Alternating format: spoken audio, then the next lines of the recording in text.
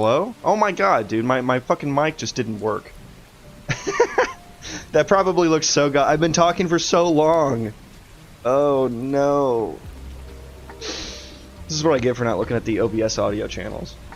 I was showing off my grout fit because you said strip club. Nice and gray. Oh god. Noob streamer forgets to turn on audio for 10 minutes. Well, 5 minutes. God, I just did so much explaining of what I was doing. You know what? I might stop the stream and just start over. Thank you for pointing that out, though. I was talking about how I had to change things around for my entities to equip weapons. And so I had to create this proxy actor entity data, which has a proxy actor class, and then an eventual reference to the actor that spawned. OBS can lie to you as it looks like it is capturing. Well, the mic audio wasn't even getting picked up, but I guess it was just like a, because like my mic mutes when it's in the upright position automatically, and I guess it just never unmuted when I put it down. So that's annoying. I do need a new mic though. That would be nice. Yeah, so I have this proxy actor entity data, and I used to spawn this in the actor representation processor because it was specifically for just handling the ability system component, but now it's also going to need an equipment component. So I am instead spawning it in my spawn entities function, where it kind of creates all the data and stuff. And so that kind of decouples it from the actor representation processor and allows it to be used by different pieces of data. One of the new ones I created was the equipment entity data, which just stores a map of equipment slot to equipment for me to attach like a default, or for me to set like a default equipment set for spawned archetypes. But I was saying this felt a bit weird to me because now I have two pieces of entity data, the ability system component entity data and the equipment entity data, that now are dependent on proxy actor entity data. So that feels a bit weird. I think the way the mass entity system handled this was by creating, they called them traits, which were, a trait is just a group of data. And so you could add traits or you could add data. And it would like, each piece of data like defined its like required other pieces of data. So if you didn't have a trait that added a group of it together, you would like try to validate it, and it'd be like, hey, this is invalid because you need this missing piece of data. I don't know if I want to go through all that effort, so for now I think we're just gonna make sure it doesn't crash if the data isn't added, which it should be. There's no reason it wouldn't be, so it just feels a little weird. HyperX mic, it's good, it doesn't play nice with my Corsair stuff. Yeah, I have mostly Corsair things. Well, I guess just keyboard and mic headset.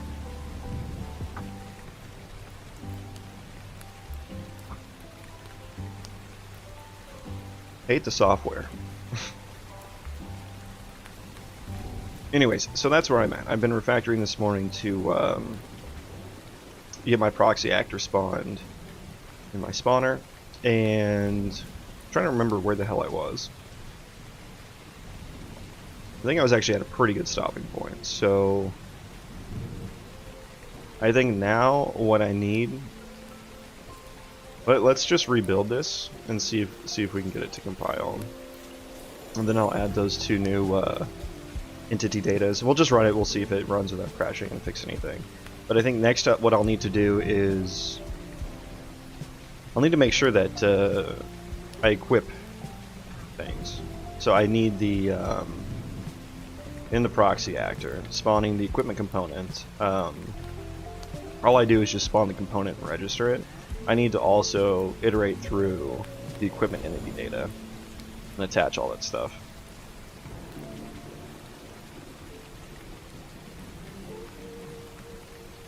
Okay. Undeclared identifier. Cool.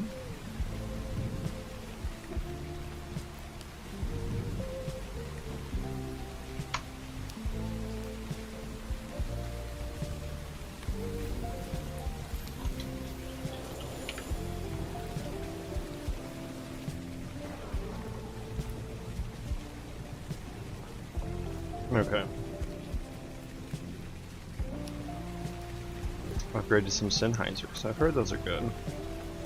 You've seen one with terry cloth or microfiber. That sounds like some terry cloth or micro. Those both sound like. I mean, I know what microfiber is, but it sounds like some futuristic material that would be in RimWorld or something. Like, what do they call it in RimWorld? Synthweave or something like that. Synthread. That's what they call it. Yeah, I don't know much about headsets or anything, but I think I do want a new set. These are like several years old. And I would like an actual streamer mic, you know? Like one that isn't attached to my headset.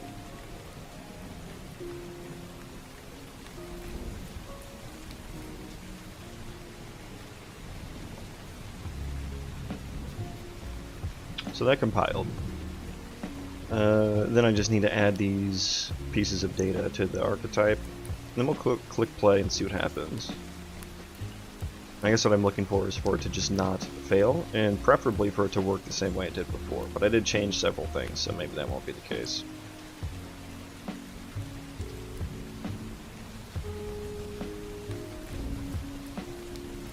You want leather ear cuffs. Is that this? What are mine? Mine are just like some cloth.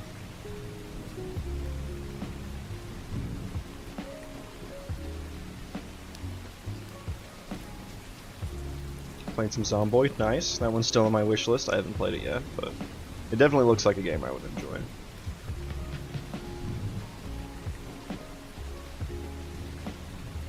The world contains invalid actor files. Click the repair button to repair them. I have never seen that before. Okay. Why wouldn't you just repair them? That's weird. Okay, let's add we need a couple more. Oh my god, I like expanded everything. I need equipment, entity data. Wait, what was equipment data?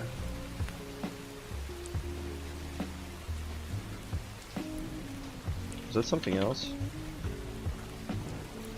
Oh, that's something else. Yeah, yeah.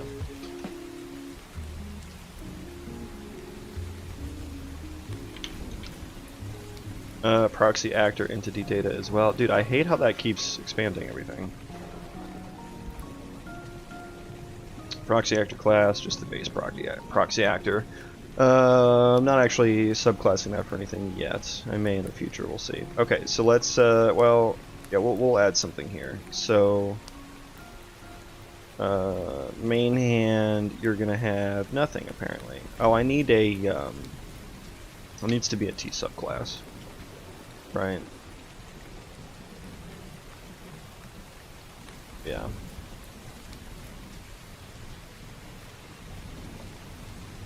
Okay, so there's one to change right there already. But let's run this and see if it crashes or whatever.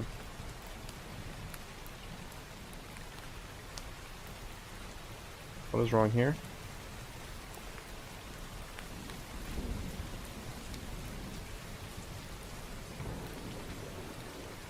Range.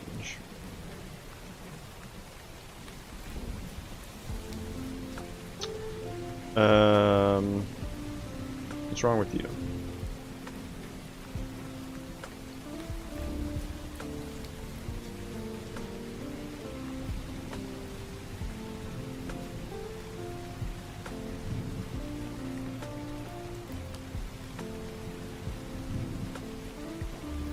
Oh, you can play multiplayer in Zomboid? I didn't know that.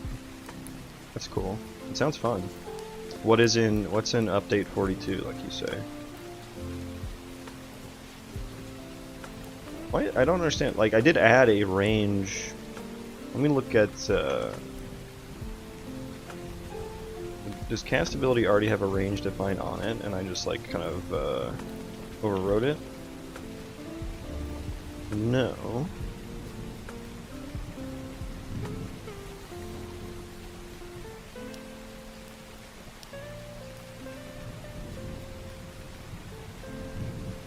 That's expected.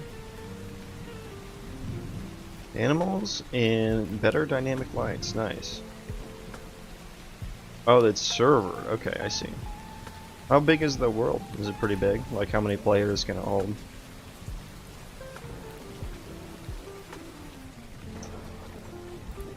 I mean, was range just a local variable here, and then it got overridden, so it got deleted? So I probably need to make that,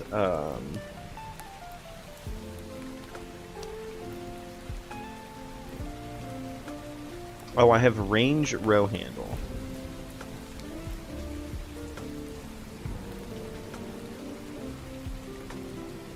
It's pretty damn big. Nice.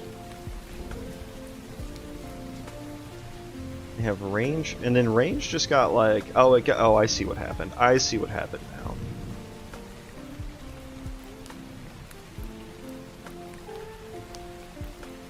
Because I just named it range in my gameplay ability base.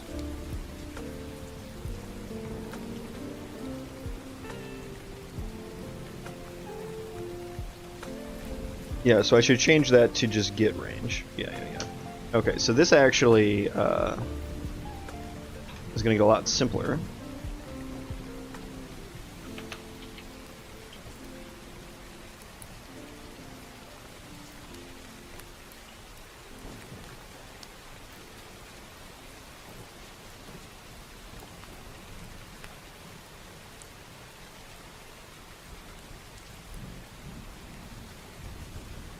Am I using range? I'm using range in a couple different places, so you can actually get rid of all this now.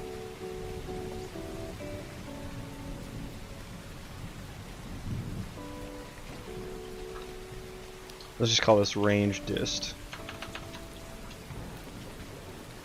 to differentiate it from the previously defined range.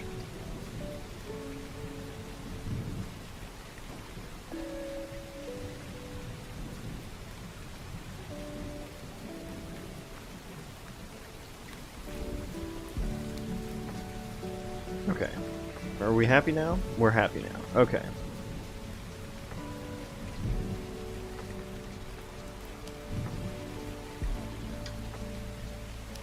Okay. Try to play now. Been wandering around for 3 days and barely got out of the main starter town. Uh-oh, so a lot of things aren't working right now.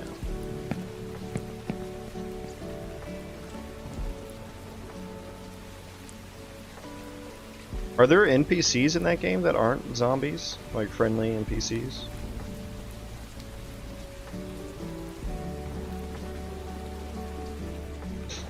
State tree asset is not valid. Why would that be the case?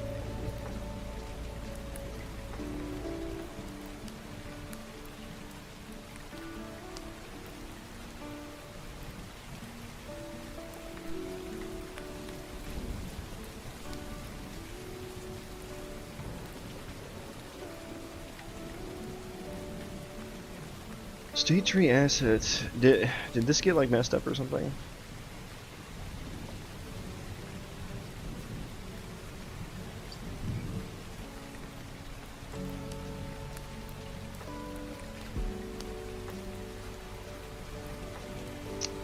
State tree data. Haha, that's why. Oh right, I changed this. Yeah. Follow target, find path. Oh, I need to. My task got completely removed. I see.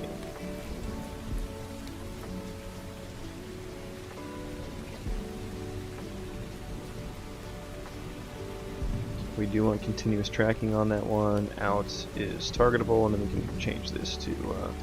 Hang on, I might need to compile, and then we can. What the frick? Finding. So I can't use. It's a struct. Yeah, let me look at the targetable def.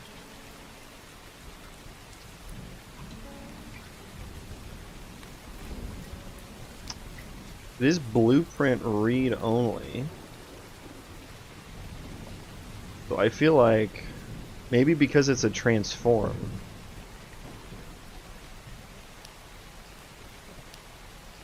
Maybe because it's a transform.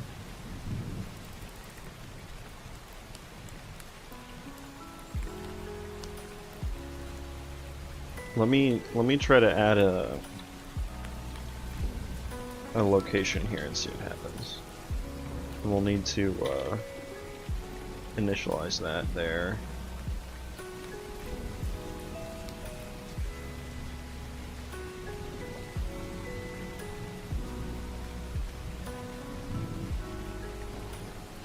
And then at the end, a location equals transform to location. Okay, let's try that.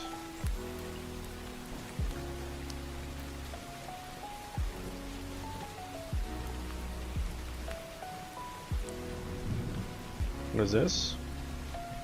Oh, right. Yeah. Don't have an object there, so it can't be instanced.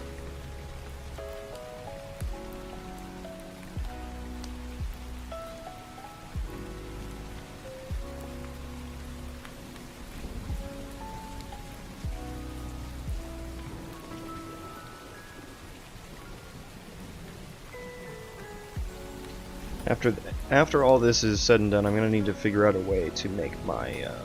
I need to figure out how I want these entities to swing the weapons. Because I'm doing the vertex animations for the instant static mesh versions of the entities, and so that's going to probably be a pretty big pain in the ass to get them to play the right animations.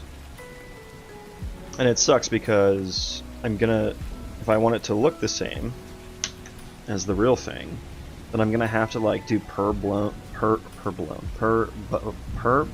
blending, right? Because a weapon swing plays on like the upper body if you're moving, and so it like blends the two.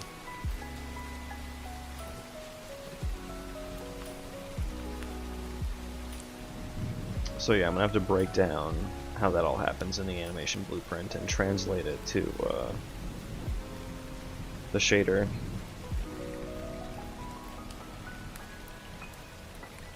Okay, let's go back and look at this.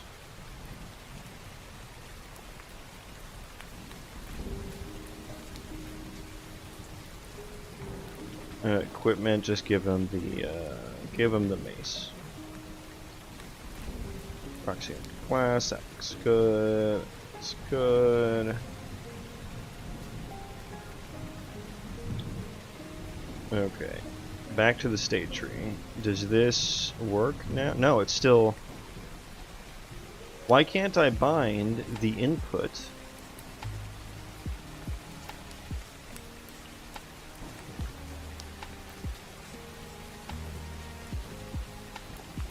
It's bound to parameters, property, target location.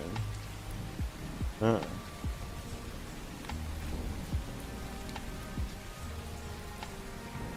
Did it automatically create that, or did I have that there? I thought it could break down structs.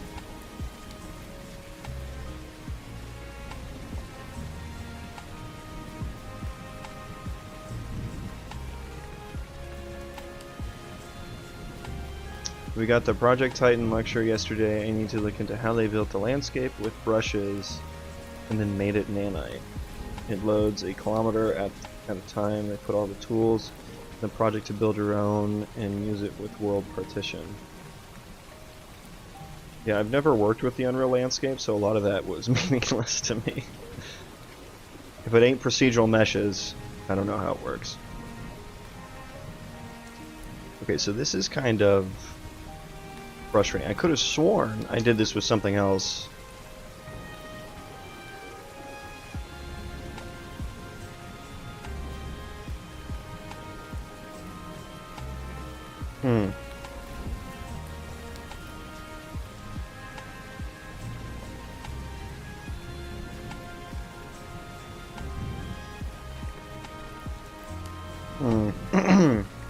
Yeah, I wonder if target should be one of these global parameters.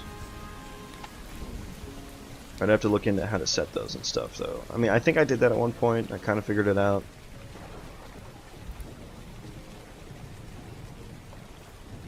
I dropped it. But for now,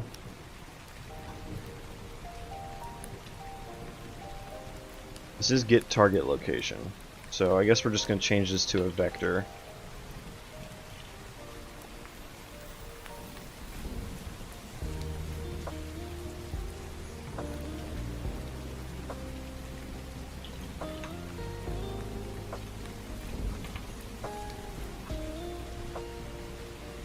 Okay. Let's change that targetable back. That's very annoying. You can't use struct properties.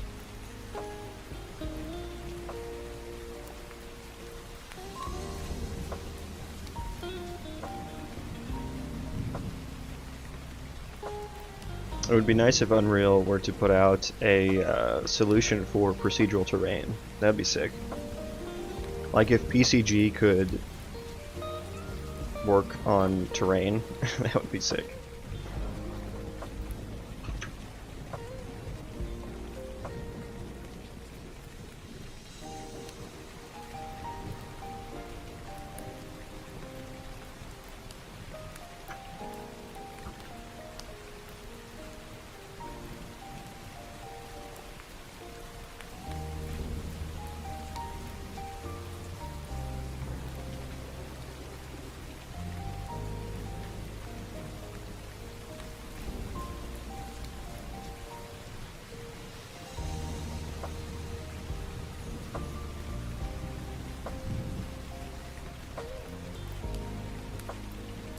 So many warnings after upgrading to 5.5.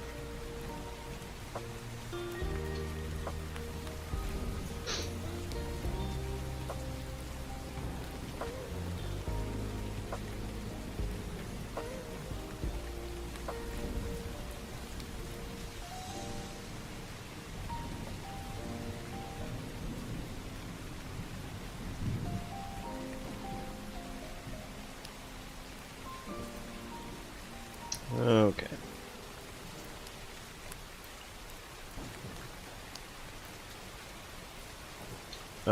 Play? Question mark? Oh, I still didn't update the frickin' state tree. Whoops. Okay, back in here. Target location, blah, blah, blah, blah, blah. Okay, that's good now. Compile? Okay, now we're good. Now we're good. Okay, now we're cooking. Now we're cooking. Hello, sirs. Would you like to follow me as we run around?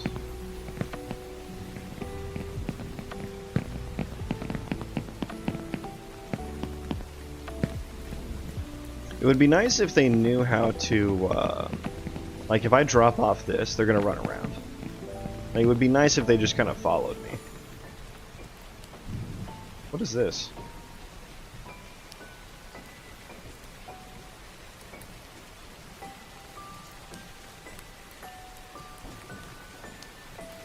Container has changed during ranged for iteration.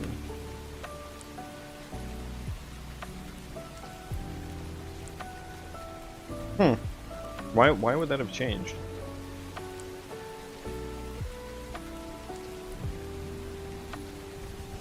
Oh, getting the component, probably.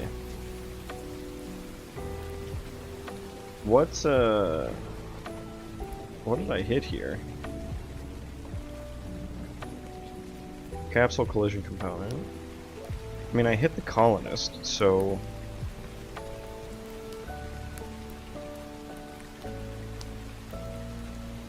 Yeah, not sure why that happened.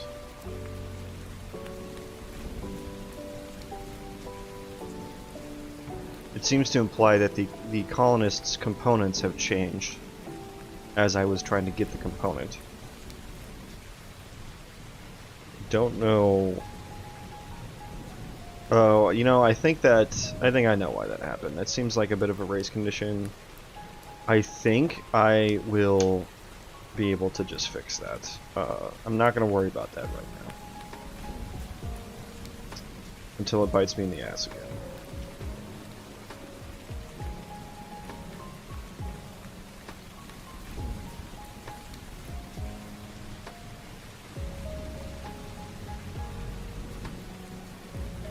And I think I'm going to fix that by just... Because right now I'm popping the ability system component on and off the proxy actor, like to and from the proxy actor to the colonist actor. I think if I understand how the ability system works well enough, I think what I'll do is instead just set the avatar actor, and I won't have to pop them back and forth. So I think that's what'll fix that. But that's a task for a different time. That all seemed to work well though, which is good. So now what I need, do I add a new state? I think I add a child state here, because I want it to follow target, and little dude is a strange use of a keylogger, I know, right?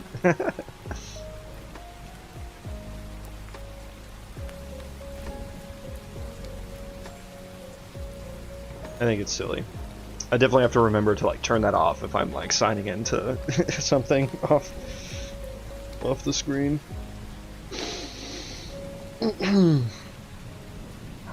Although I think I just undid stuff here. There we go. Yeah, so I kind of have to remember how state trees work. Because I want it to be constantly following target.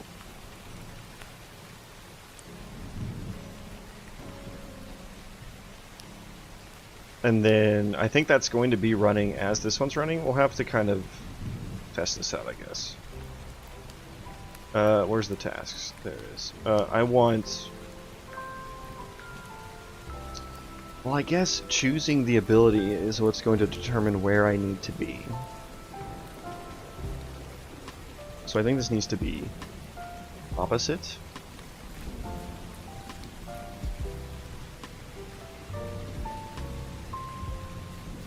Let's call this just combat. Put that in there.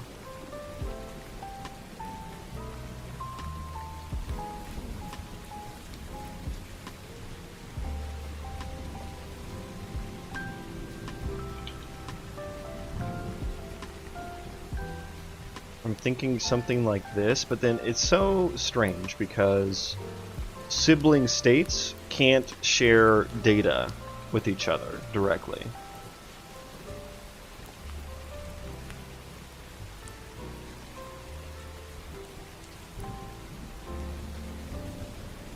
So I think maybe it's going to be something like this. And then maybe there would be something like... it's kind of confusing. I need to add sibling. Like when it's in range, and this one returns success, then it will execute the ability,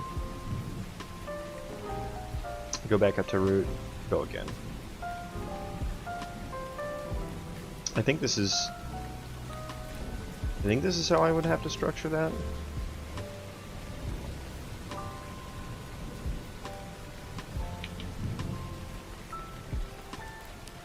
What's, I need to calculate ability location as well.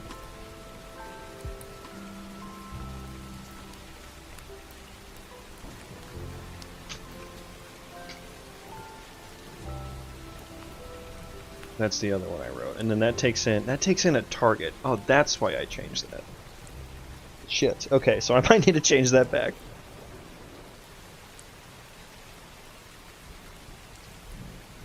Do I want to just like get the target in this task though, rather than in a separate task and pass it in here? I guess it depends on how modular I think it'll need to be.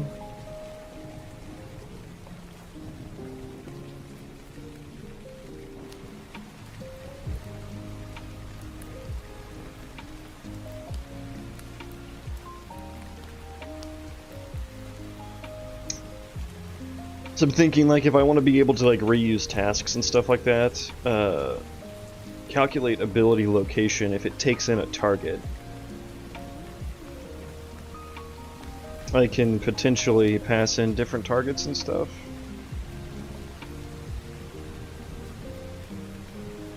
Oh yeah, and I did target because it passes in the ability system component. Okay, so yeah, change that back. Change that back. Change it back. What is it? Get target location task, which I renamed to just get target task, but it did not rename the file. So let's do that too.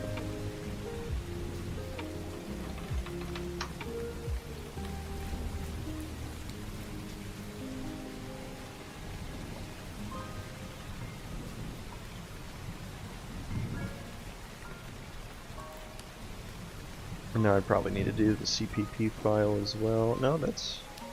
Okay, we're good. We're good, I think. Okay, so change that back to F targetable.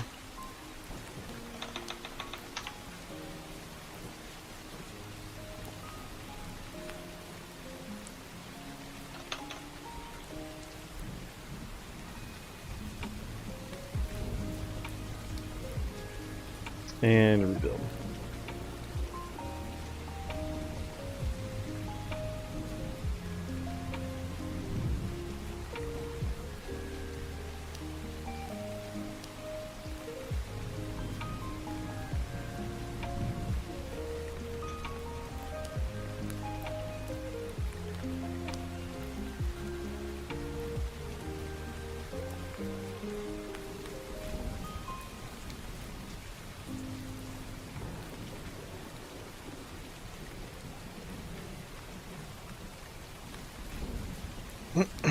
Okay.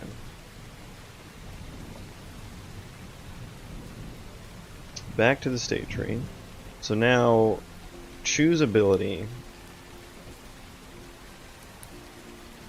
This needs a get target.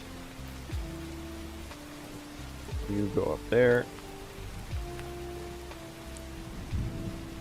Continuous tracking, continuous evaluation, yes, yes, and yes. Okay. So now this target task is going to need to be replaced with calc ability location. When I select the chosen ability from the parent state, okay, so you can pass from parent to child. You just can't do siblings.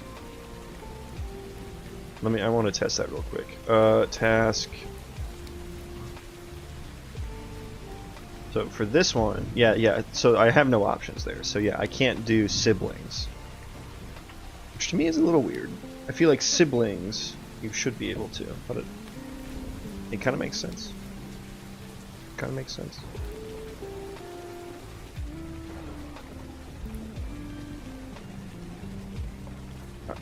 I'm hoping it evaluates parents before child.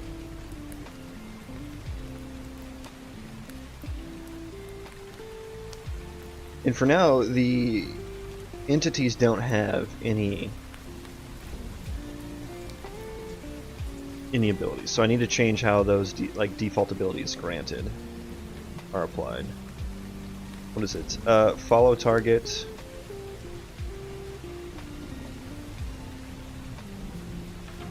This is going to be more so like move to ability location.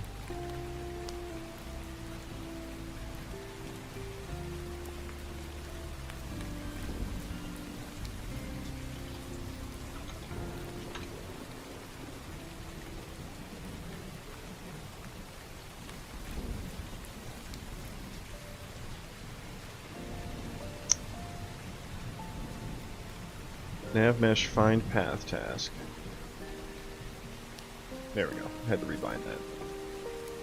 Okay, so now I need to, now that that's set up, I think the way I want it to.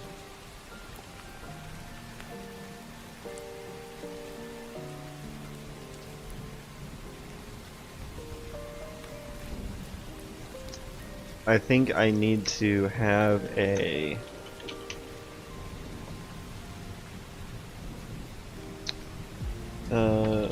my project game.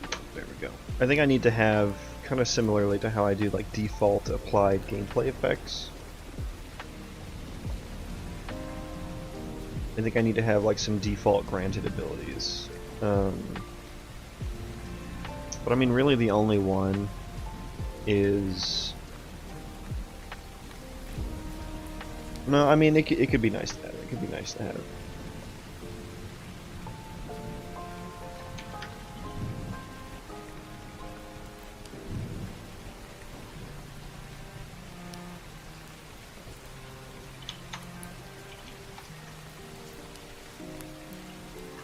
Gameplay abilities, we want a T-array subclass of my gameplay ability base, default abilities. Yeah, that looks good. That looks good. And so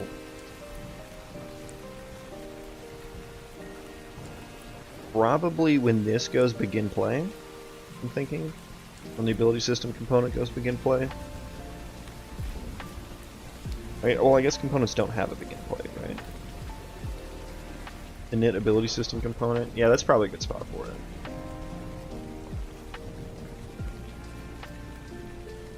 Am I actually calling this places? I am. Okay.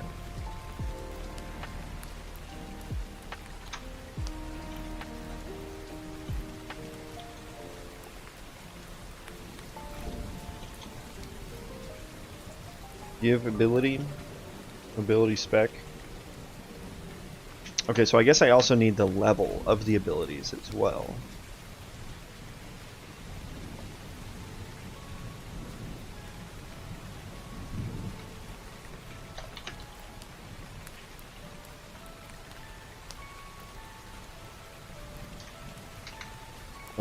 Abilities given to the ability system component on init, and the level they should be. Okay, so for each game mode default abilities, there we go.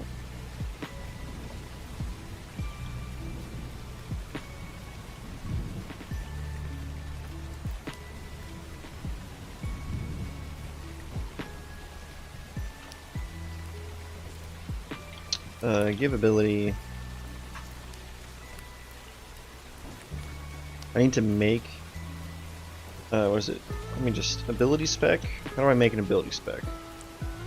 Build ability spec from class. Perfect.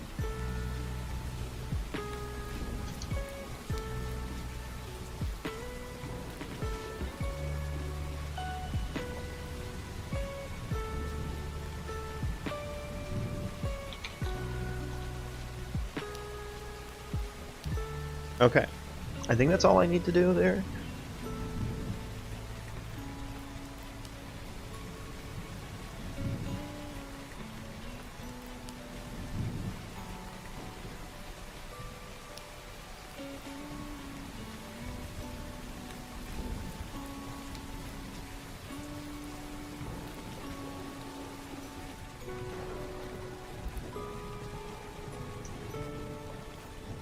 Do I do anything with input ID?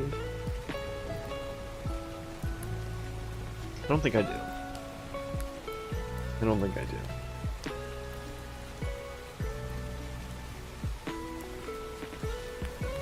Abilities given to, I'll say, every ASC on it in the level they should be.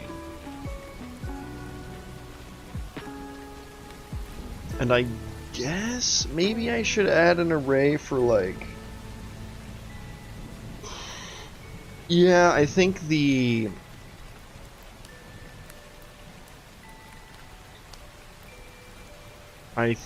ability system entity data needs an array of abilities as well.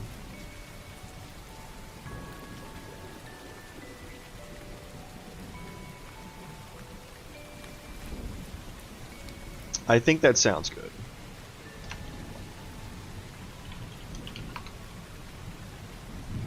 It makes sense. It makes sense.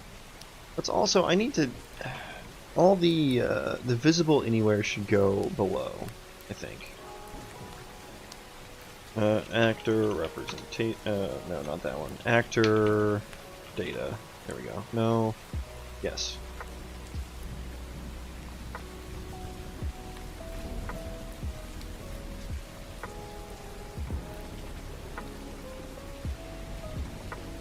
Put the VAT put those at the bottom.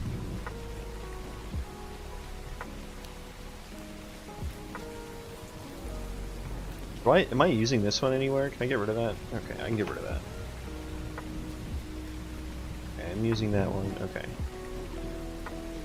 This entity data was getting a little messy on the screen there.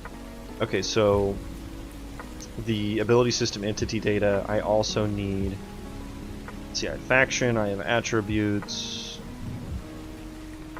Let's put it right here. Edit anywhere, and this is going to be a T-array, subclass of. View my gameplay ability base. Okay, and so now those will need to be granted. I hate that they use the term give. Those need to be given to the ASC when it's spawned, which will be in the proxy actor. On ability system component. Yes, it'll be right here. So that's where it gives the default ones there. So probably here is where I should do this.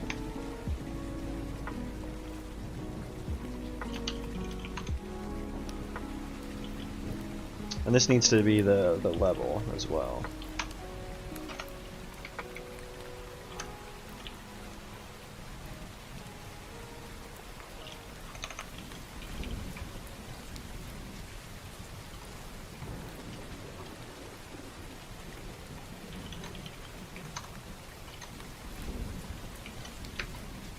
Was it make, or no, it was build spec, no, build ability spec,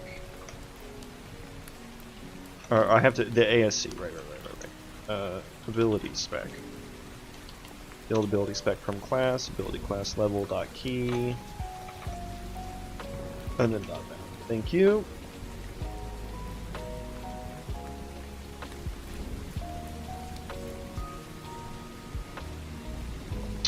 Let's rebuild now, I think. What else did I need to do here? Oh, this one never got updated.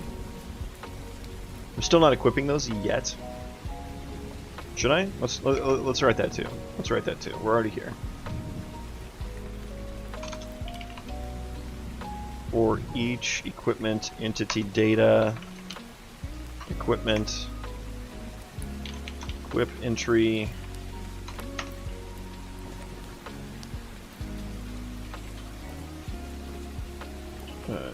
Equip gear.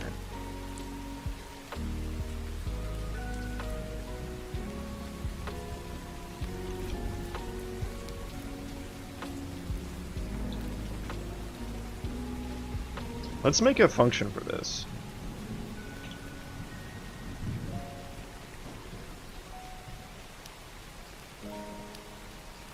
That takes in like a tuple and shit.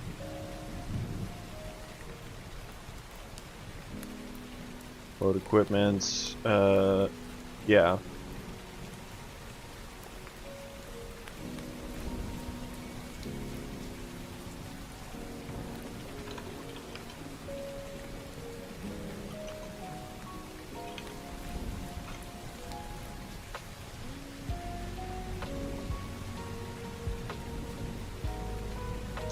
Does it always need to be this? Thinking here.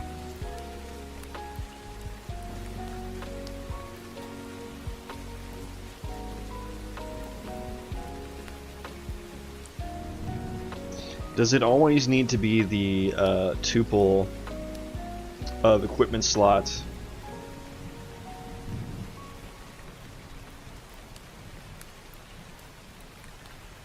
Yeah, let's call this equip gear.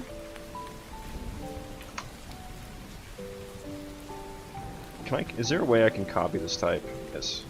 Yes, give me this. Give me this. And then let's move that next to the other equip gear. And then I'll call that one equip gear internal. Because I've seen a lot of that pattern in the engine.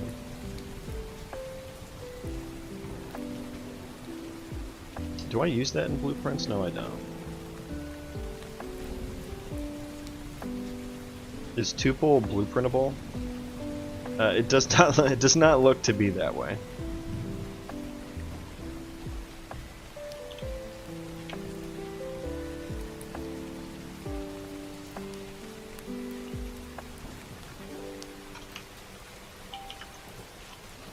Equip gear. Yep. Yeah, and I don't think that can be blueprint callable.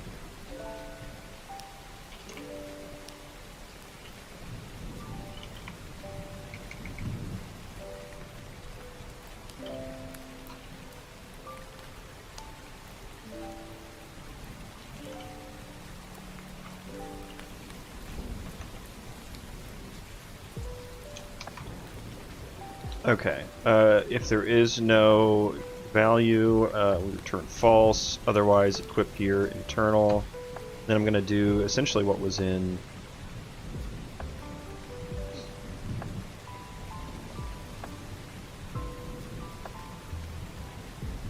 yeah, what was in here? This.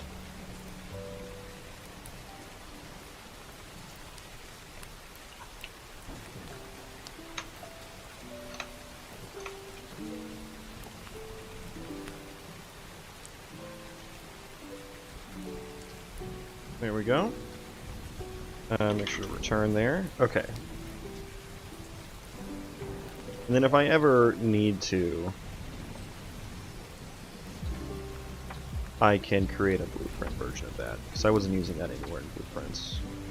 Okay, so now let's use that new function in, where the hell was I? The proxy actor, right? Equip gear. Okay, now it works perfectly. Nice. So yeah, just equip all the gear. Okay, now let's rebuild. I will take a quick trip to the bathroom while that builds.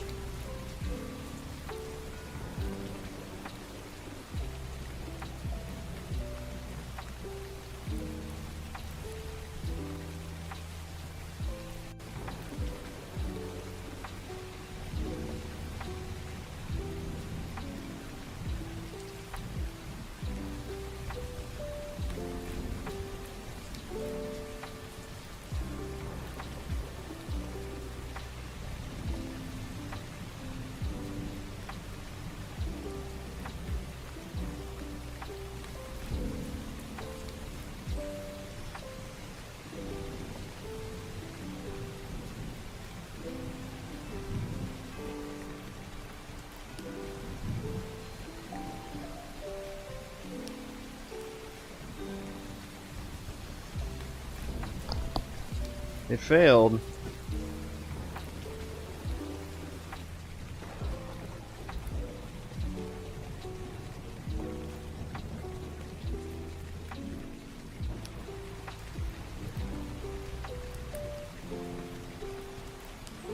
What, okay.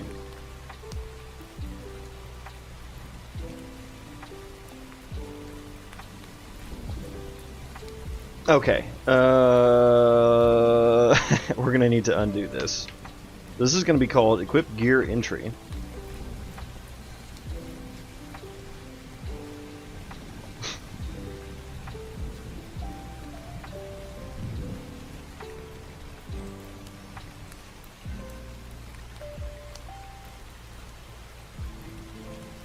I didn't realize that was a valid use case there.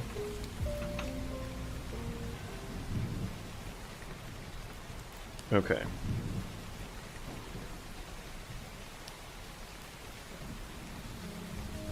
And then fix that up. Where was that? Yes, do that there. And then there was a spot here. Okay. Now we're good? Question mark.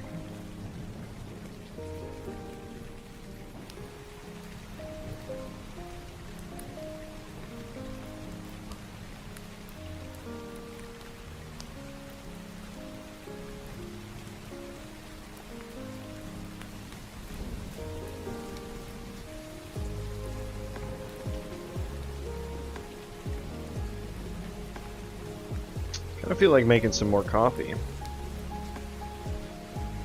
Not that I'm not awake, it just sounds nice.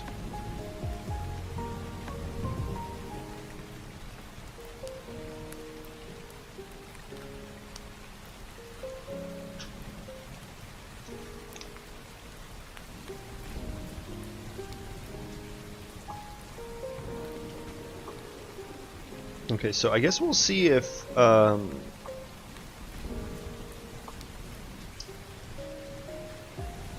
this is going to be interesting. I'm going to need to change the way the equipment component works pretty drastically, I think. Because I think it just gets owner and tries to attach things to the owner actor.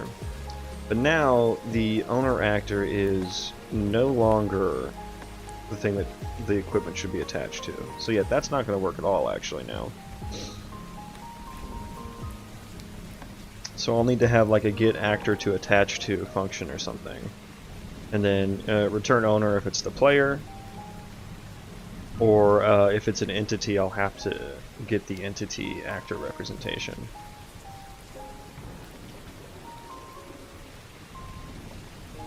And then in my actor representation processor, every time an actor needs to be, every time an entity needs to switch to an actor version, I'm going to need to attach all the proper equipment to it.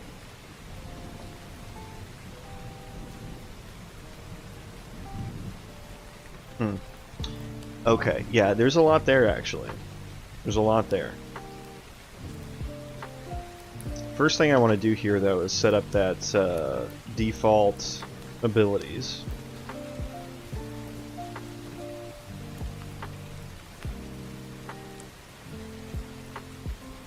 Where is my game mode? There it is. Boop, boop, boop, boop, boop.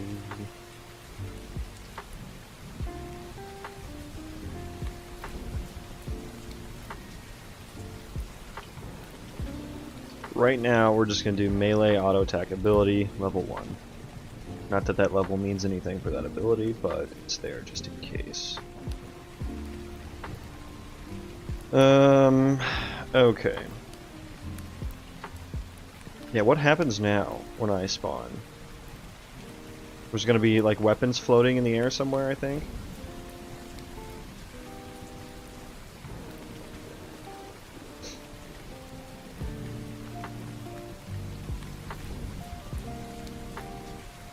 I guess I need to...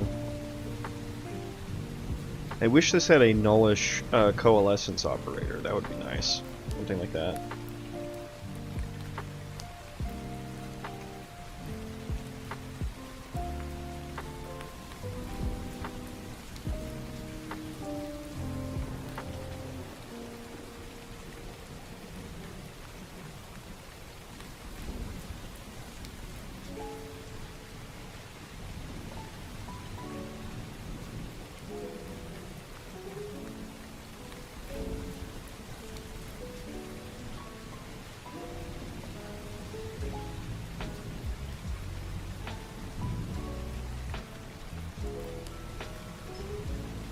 Well, I guess I need to do this.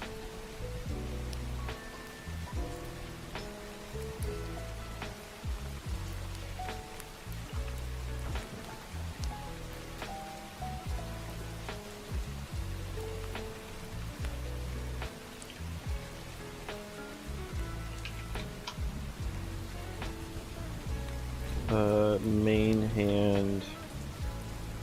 There we go.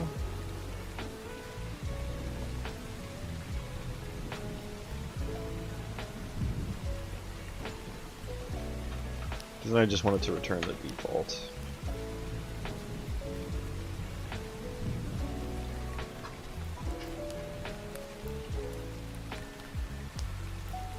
So it is doing things though, right? We are calculating the ability location. That's great. So it picked the ability properly. So my choose ability task worked.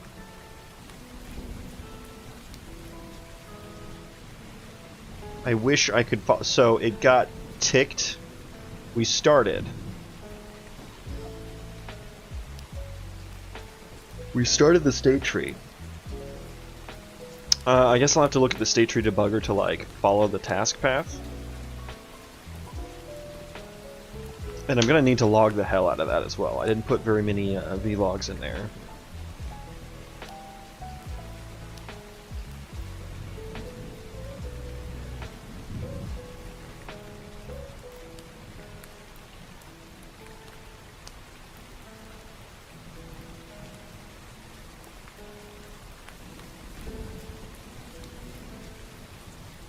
But we fixed that little equipment thing there.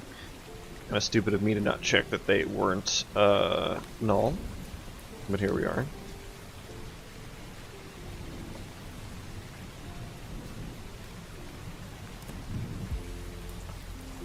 Okay, another one. What is wrong here? I am checking the cost of an ability, I suppose.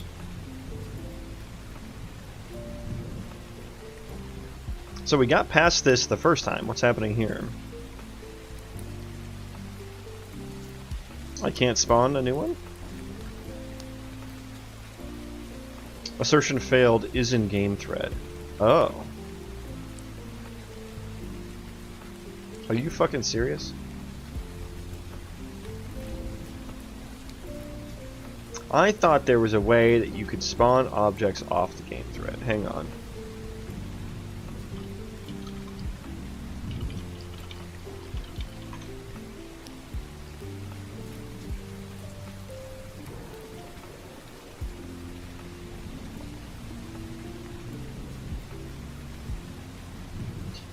I definitely...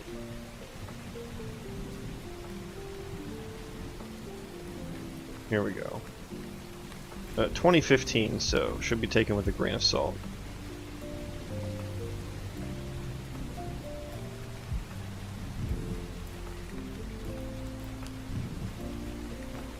I definitely found some, like, blog post or something.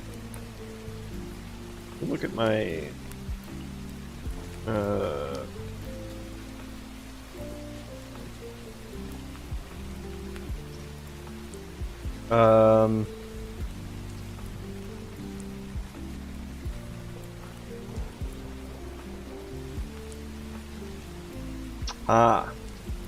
I'm so glad I bookmarked this.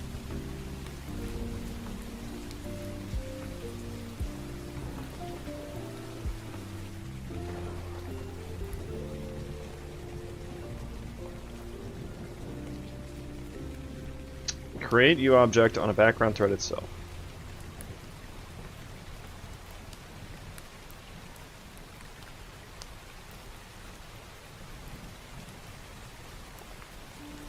So, but this seemed to throw a hissy fit as soon as I spawned it.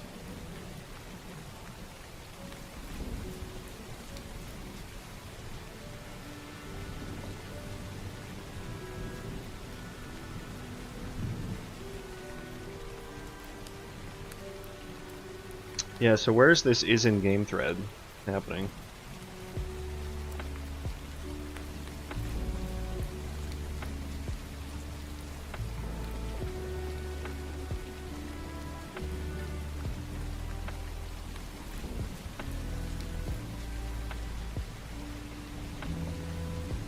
Oh god, what is this?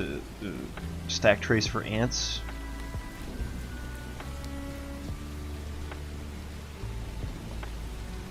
I can't... Of course, it's like just a lot of mumbo jumbo here.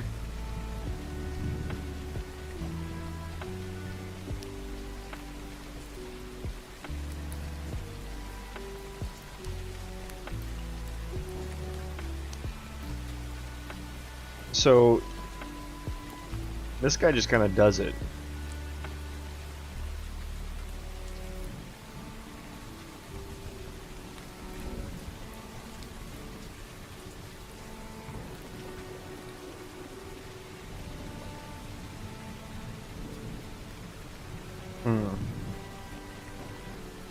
View object array, line 350.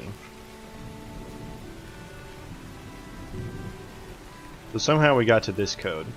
Free object uindex from here.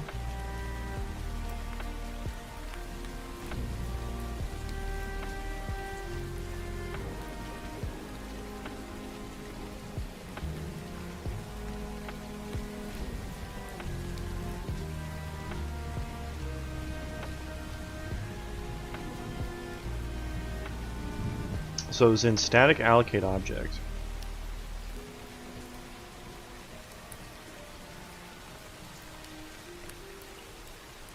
So So where and why is free object index used here? If has any flags, RF finish destroyed.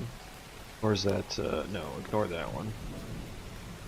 If we're not creating the CDO, and we can and we can't, and either we can't recycle sub-objects, or the object is not a default sub-object.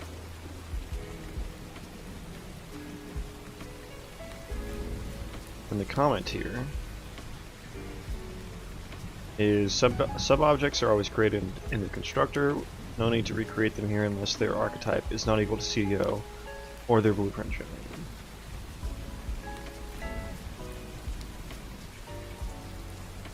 So be creating CDO. How is this set? How is this determined?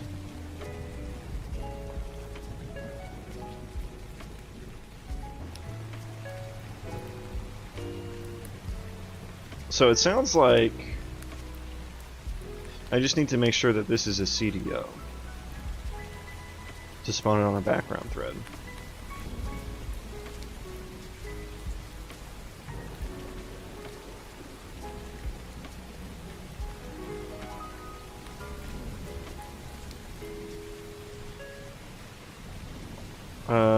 What kind of props, flags? What was the flag for it?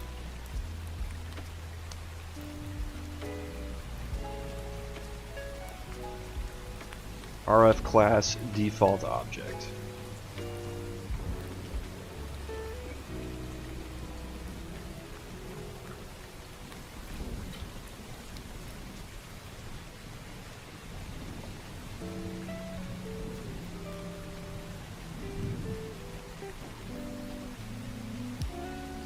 Yeah, because I'm not even like spawning a specific class of this at all.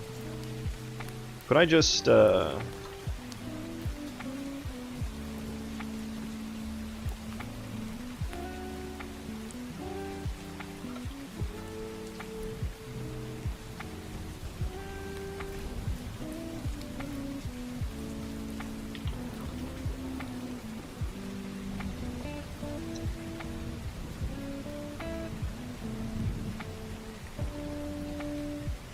I mean, could I just do that?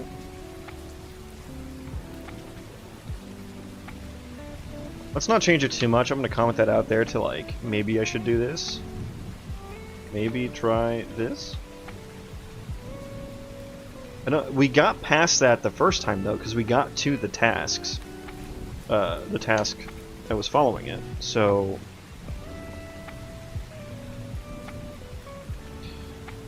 well, strange that it happened that time. Maybe we just got lucky the first time. Or unlucky the second time.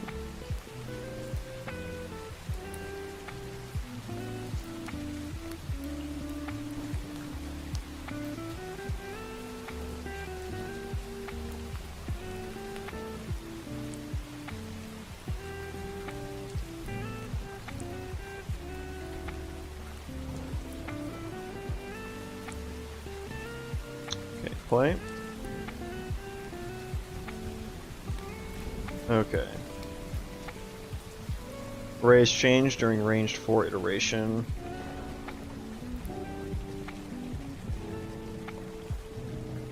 And check cost, huh? Cost gameplay effect modifiers. Why would that have fucking changed?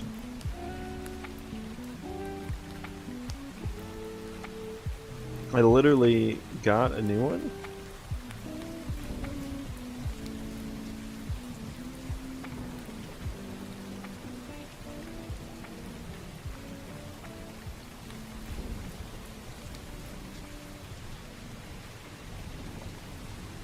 Yeah, why would that have changed?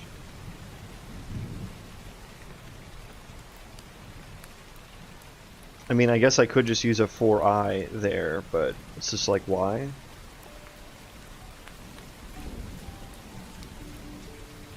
Like, how on earth could that have changed?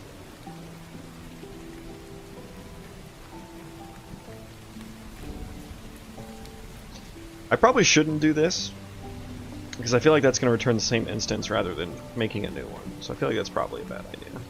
But we did get past this, so that's good. So that flag worked. Let me put a comment here to remind myself about that.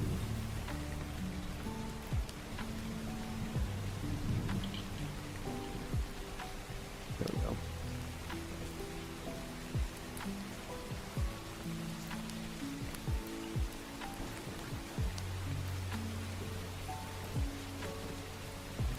Is this the only place I'm modifying the modifiers?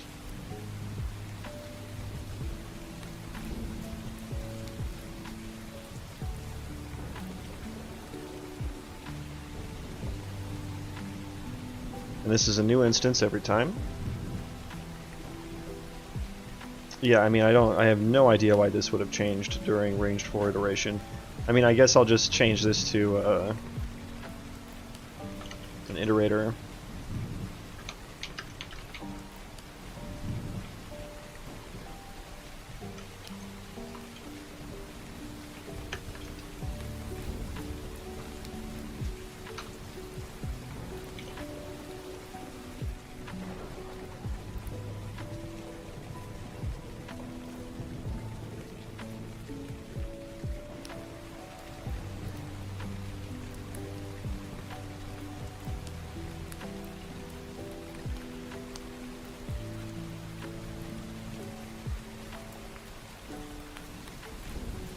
Well, now I'll put like an isValid index here to continue if it's not there. Oh, I did the wrong thing there. Okay, let's try that now.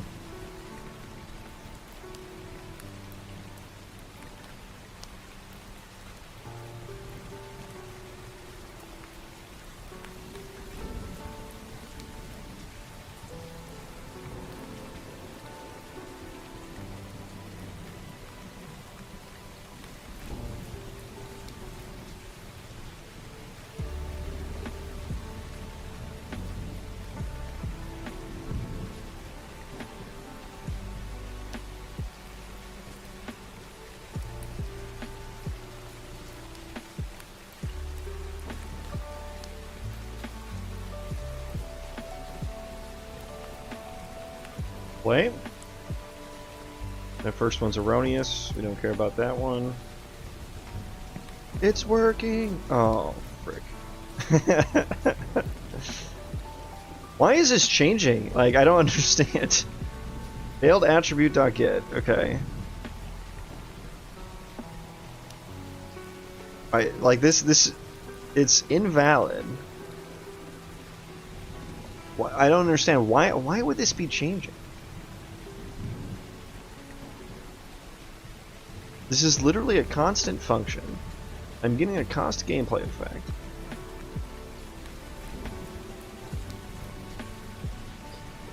It's literally, it doesn't change. So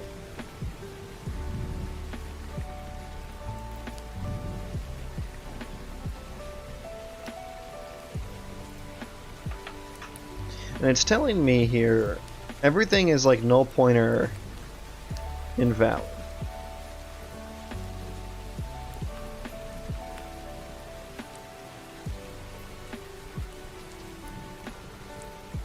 Let's take a dive at what this actually looks like. So here's the gameplay effect, or the cost gameplay effect, of which the modifiers are invalid. Now where are your modifiers stored? There they are. Holy shit. Ah. I think I get it now. I guess the default object instance is the same for all of them. And so I've edited the default object. Okay. I get that now. I get that now. Okay. Why is it changing? I don't understand. Yeah. Okay. How else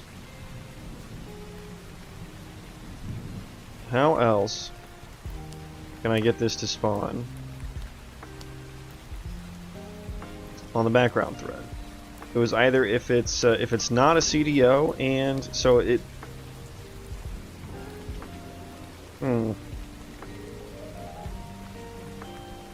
Re-object index. Static allocate object.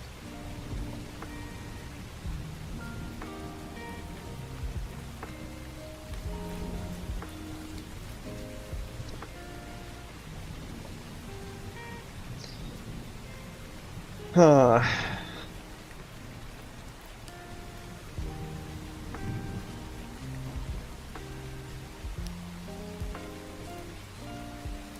How else can I get away?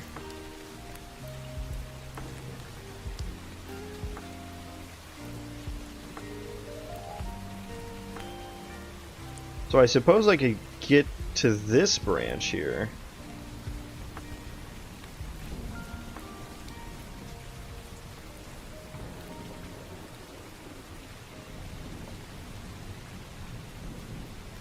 See if the object already exists. Okay. So it's... Is that the only place this gets initialized? So like we don't reach...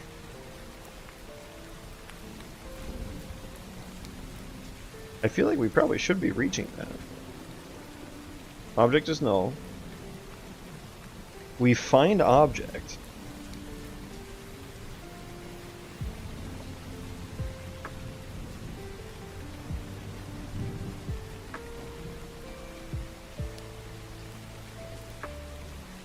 So it's like, it's finding an instance of this object already? Oh, because of the name. Okay. That's why. Okay. Light bulb. Okay, so here's what we need to do then. Here's what we need to do then.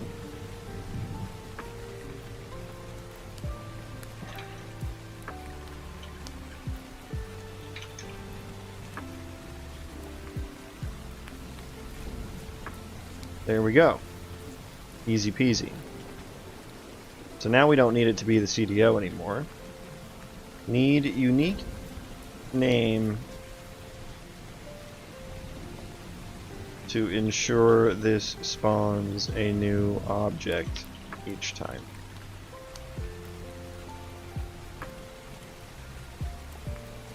It's actually, I want to change the ordering of that. Cost GE percent S. Very good, very good. Okay.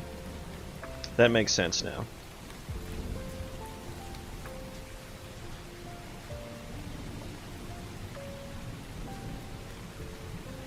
Okay.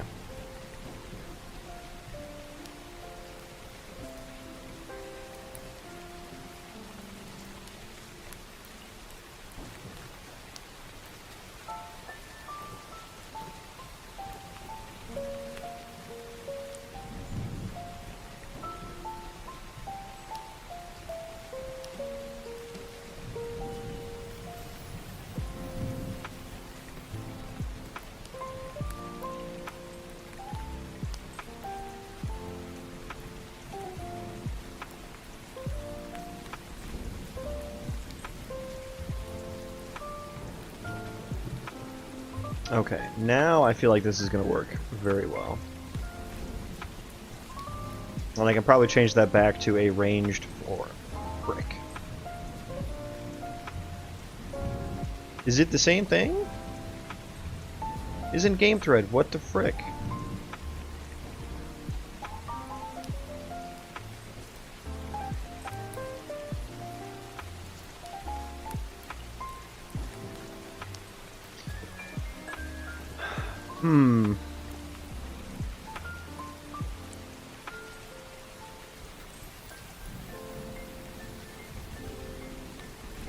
What is the name? Can I see the name?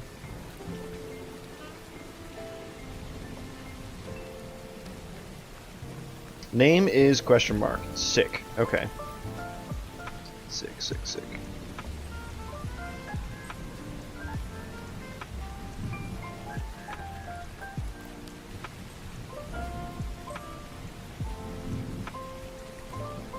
So it's really like now it's like each instance of this ability has its own cost gameplay effect.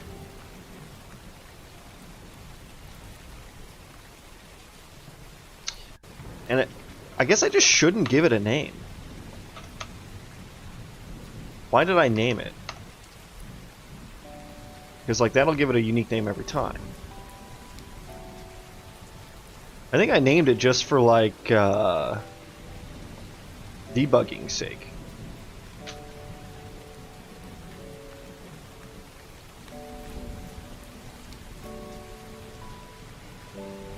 But that just seems like too much of a pain in the ass now.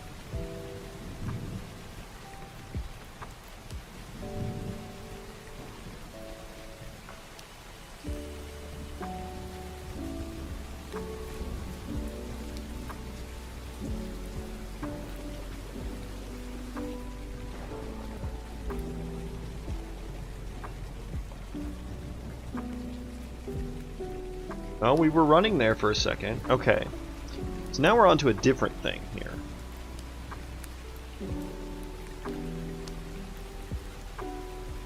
Now we are getting the ability CDO, and I guess I should make that const, because I found out that editing the CDO can have some pretty drastic side effects.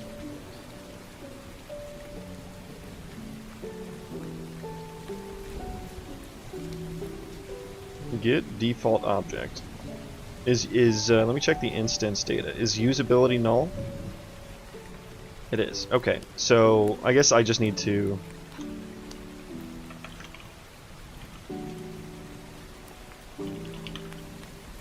we're just going to return E something or other running. Yeah. If usability is null.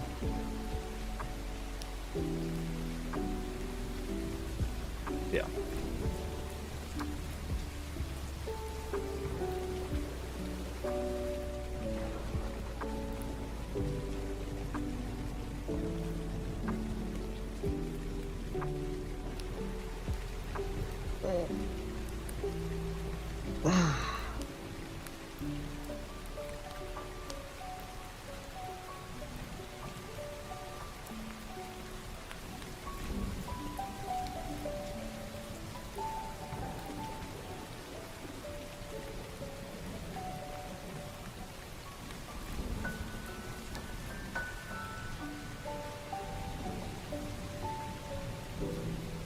Okay.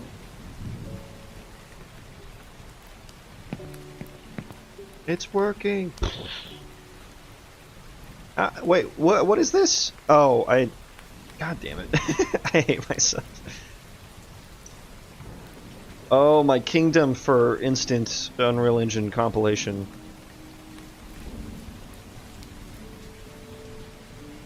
I need to look up. Let me add that on my like to-dos here.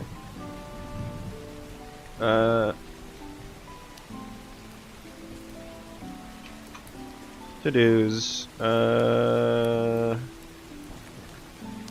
Figure out how to make Unreal Engine compile. Oops. Faster. I'm sure there's some community resources on that somewhere.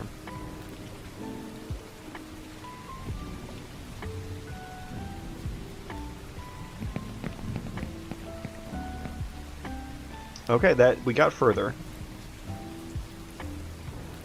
Aha. Same issue here, though. Same issue here.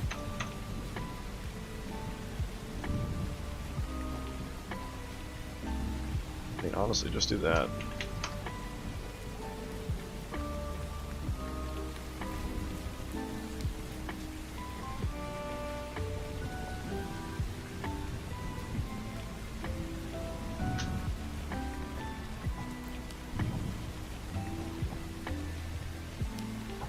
Can't wait to see what kind of side effects that causes for my other systems. I hope I'm not relying on that name in one way or another elsewhere.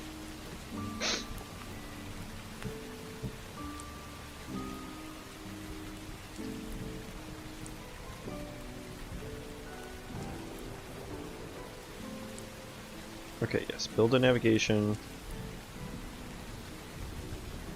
You know what? Let me actually do a quick search on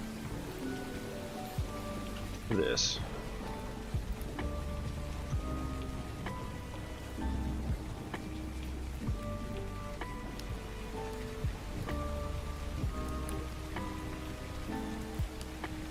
World partition say blah blah blah blah blah. Okay. Validate my map and rebuild. Runtime hash class to spatial class do the trick. Okay, so there's just some like thing in here. Oh, I'm breakpoint. Skip. See if this actually is it actually working now? It's working. It's working. Oh, no one targeted me. That's interesting. That feels like a bug. Uh-oh. Uh-oh. Yeah, there's a bug. They're all going to 0-0. Okay. Yeah, that's definitely a bug. Definitely a bug.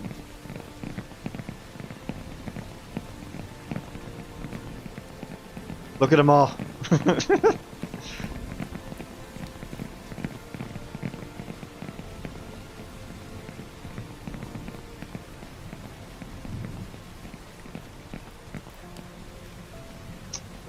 They're all here.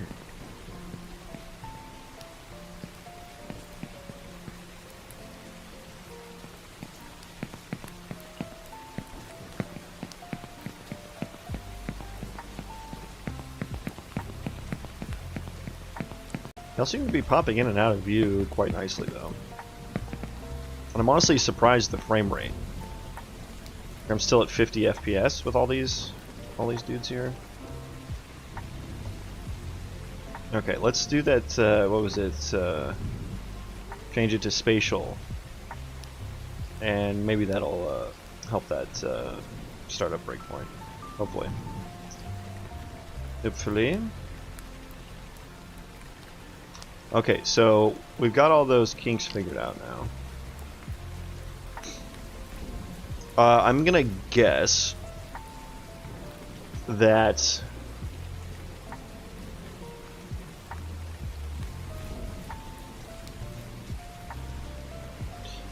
there is something not set properly in the state tree for where to move. Move to location, chosen ability. Okay, so let's throw in some vlogs now.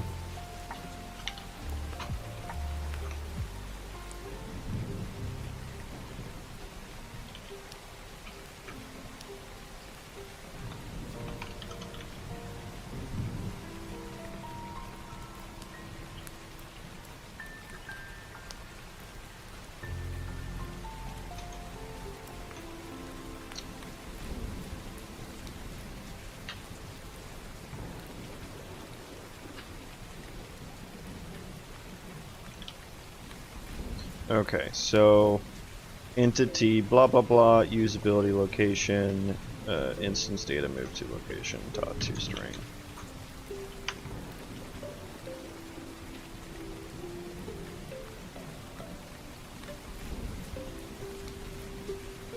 Should I just do this as a location? Usability location, and then I need to actually put like some stuff in here, right? Yeah, the location itself.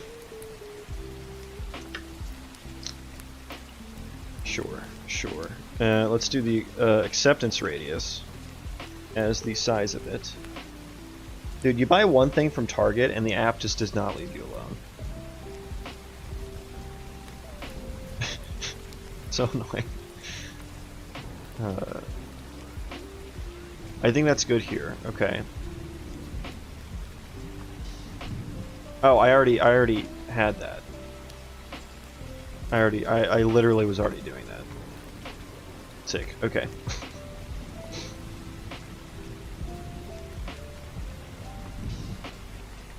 Let's also add one in here.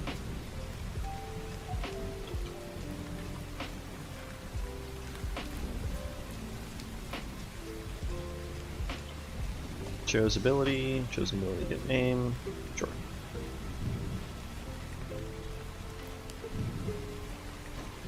So we can just run live coding here.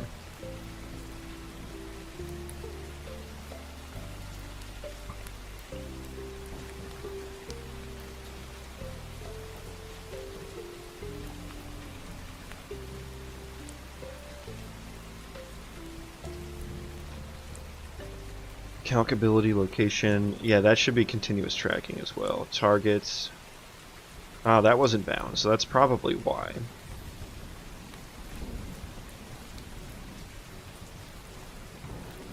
So I guess maybe I need better error handling for that. Calculatability, location. If there is no ability to use or target, or the target is invalid, we're going to be running.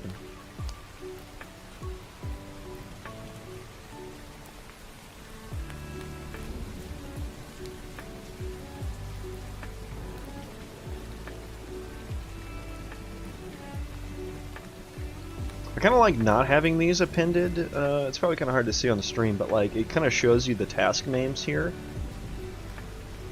And I kind of like them not having the task being appended with task. Because it says get target task, choose ability. But it could be get target, choose ability, which reads very nicely. Calcability, location, find path. Yeah, maybe you want to refactor those to make it more readable. Let's just see what this does now. So clear that. Let's actually start the visual logger. Just to see. We are vlogging.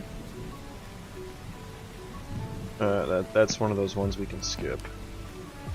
Is it happening a lot? It is. Okay. Okay. These guys are still following.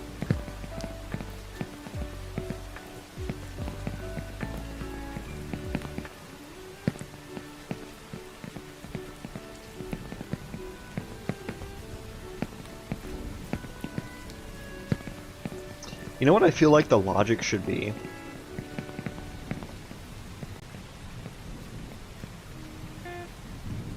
Because like I kind of want to, like, if I drop here, he's going to run around, right? And that's a way to cheese. I kind of feel like that the logic should be, if you're close enough. Well, okay, so what is this one?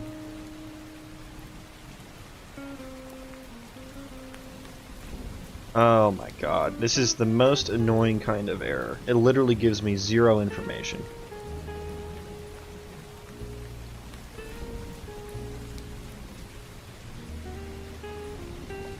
This is literally giving me zero information about what happened here.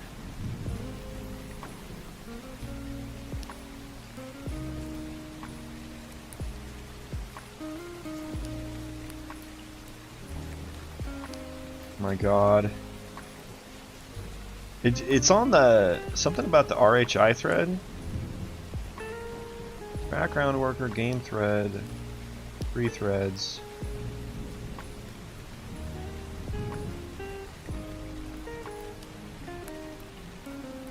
Yeah, I mean, I got nothing here.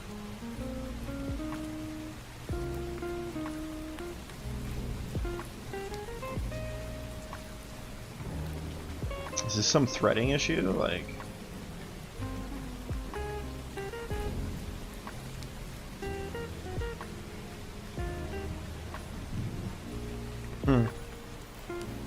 I was gonna say the logic should be if the NPC is just close enough to the person, it should just be, shouldn't be, maybe not even pathfinding. It should just be moving straight towards the player. I mean, that way it'll follow it off that ledge. And I guess then the cheese becomes, well, if I'm a player that has like something like slow fall, I can run off. If something's in melee range, I can run off the edge and slow fall, and then the NPC falls to its death. I mean, that's kind of funny. I feel like that's more fun than cheesing pathfinding.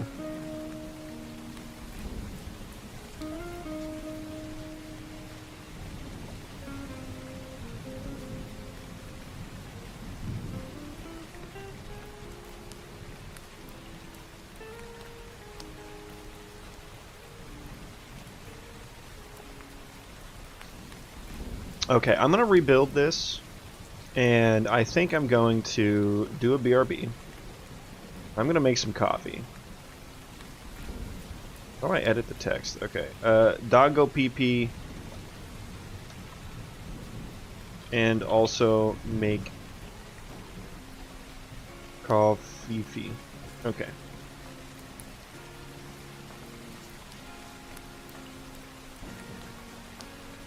Oh my god, is it not auto wrap here?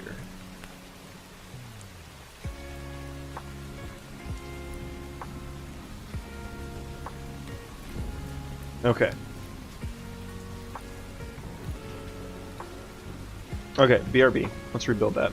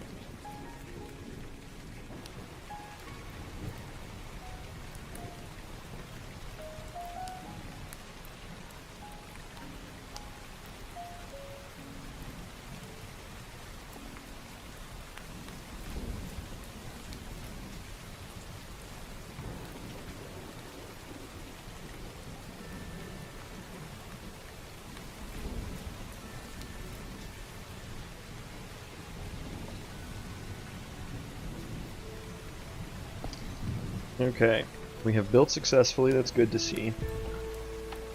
My mic is working, good to see. Here's the nice iced coffee I made. Look at that. It's a cinnamon roast by a local roastery. So very tasty. Quite festive as well. Okay, what's next steps here? What is next steps here? Other than moving that onto the right screen.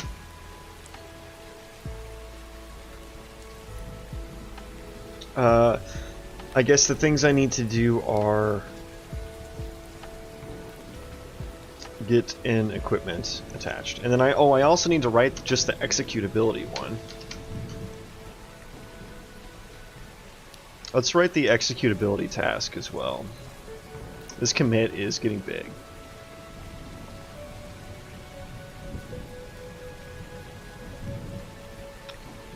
We need a new task though.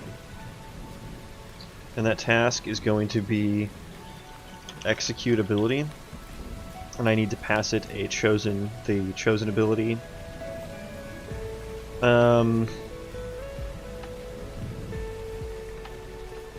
This needs to know when the ability is done executing. It needs to know the input ability, it's going to execute that ability, and then it needs to essentially wait. And it should basically not succeed until the ability is done. Now, this gets a little more complicated when, you know, maybe the AI should cancel casts.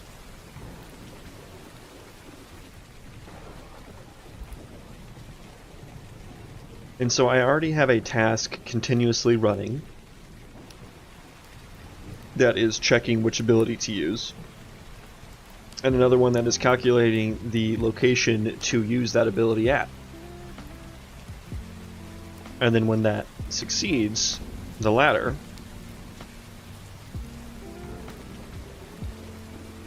then I use the ability. So I guess you could say that the choose ability task could kind of be in charge of that, and I have it set up that way as well, as that's the parent.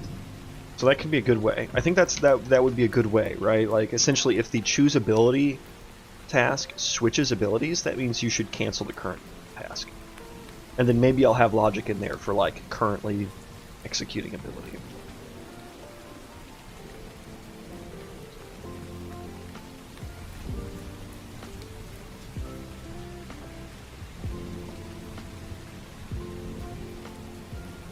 I'm wondering if children can edit the parent.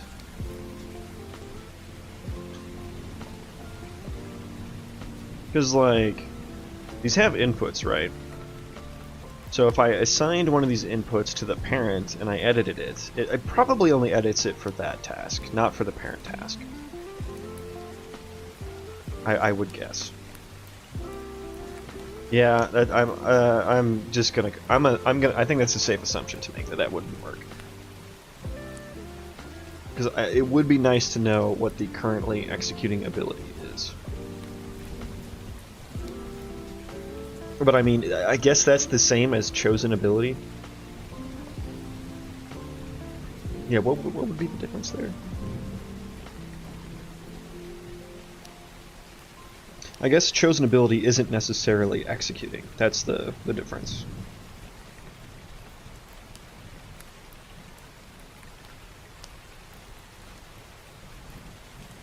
I feel like the chosen ability should be an ability spec, because then I could actually pass data around. Let's get this made. Is this just going to be executability? I think so. I think that's a fine name.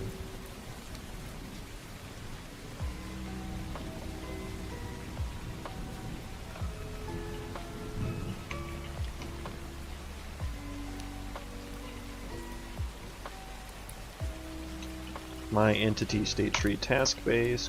Good. Now choose ability.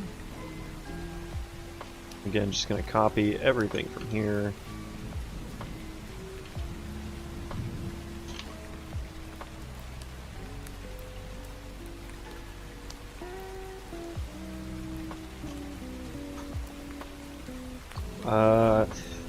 Target.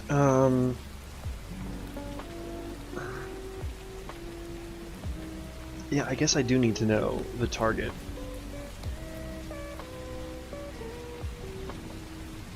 I guess I do need to know the target, and I can pass that in. That's an easy pass in. Chosen ability then becomes a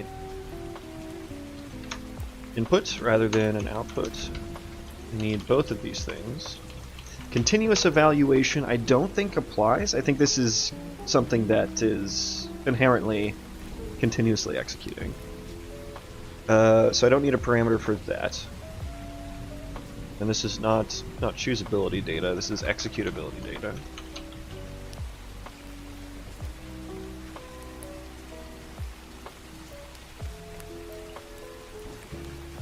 And yeah, I think this should be an ability spec.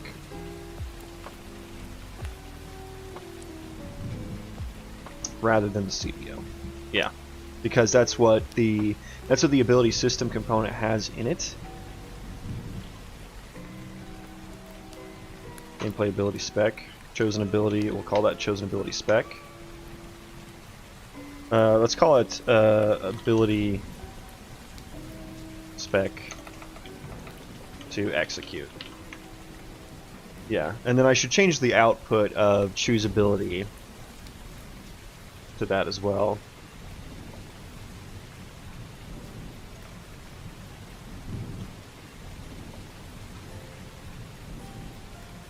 Chosen ability spec. And then that means the calcability location should be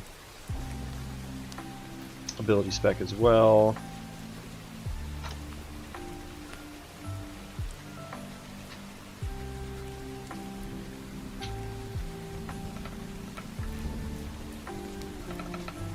I guess I'll check if the ability is valid, right?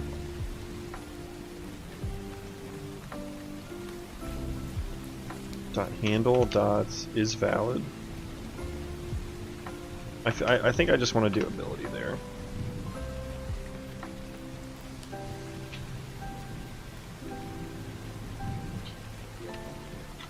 And then I can just do that there.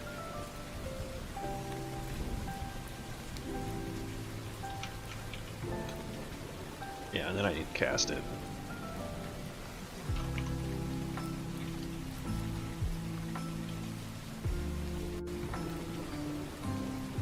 Okay, I think that fixes all that up. Okay, let me order some of these. Get rid of some of these things I don't need anymore. Let's put get target task first. Choose ability. Calcability location. What else? Executability should go there as well. What I really wish I had was like a plugin or something that could organize my fucking tabs for me. Where is my executability? Oh, did I delete the, I think I accidentally deleted.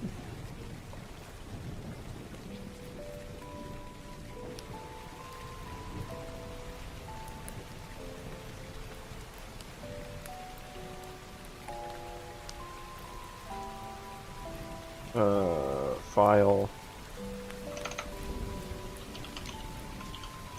I got so used to deleting the CPP file for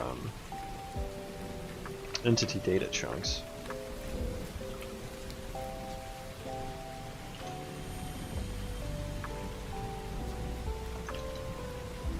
But I did it here as well.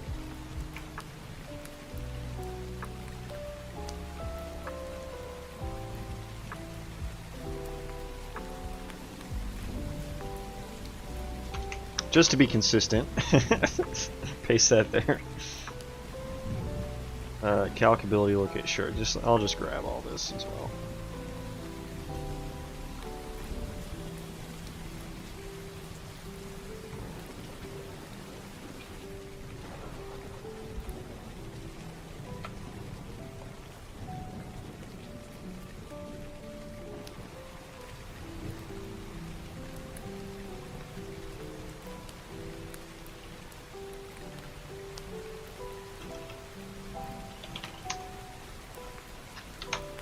Okay, get this all set up. By default, just return running.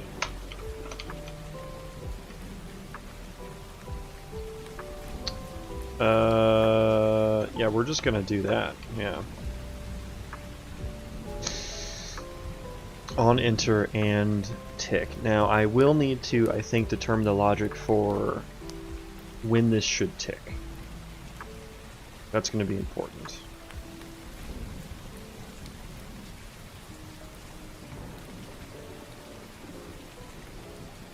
I guess I should check in the choose ability here.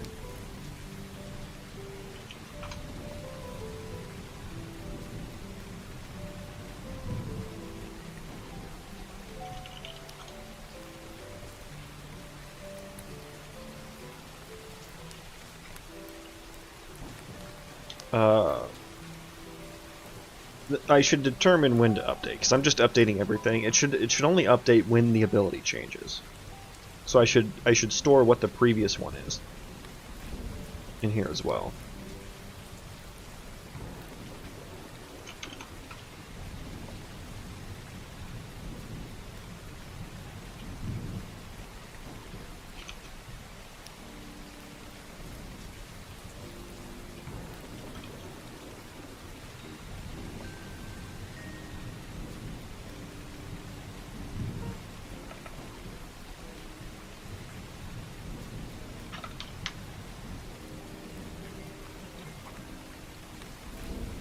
Okay, chosen ability spec. Get that all fixed up. Okay, so I'll say if instance data dot chosen ability spec is not equal to chosen ability spec, the new one, then we do it.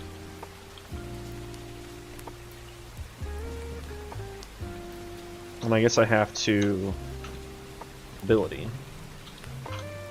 And so it could be null. This could be null pointer here, but that's fine, because we'll just check if null pointer is not equal to something that's not null.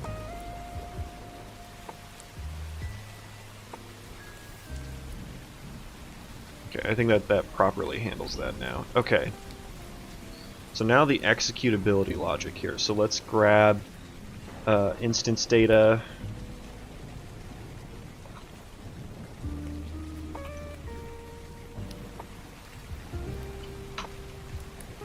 If there is no ability, return failed. Yeah, probably.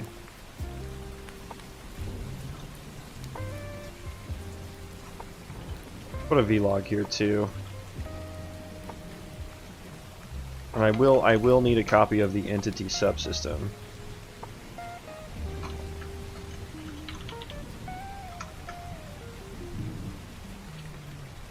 Anyways, to get the ability system component.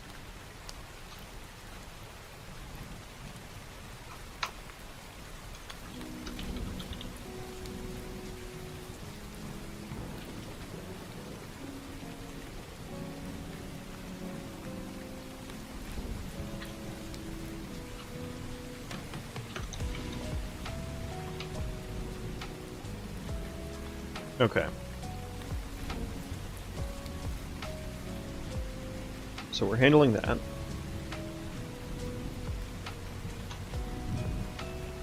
Now what? We have the ability, so I need to get the const f ability system entity data.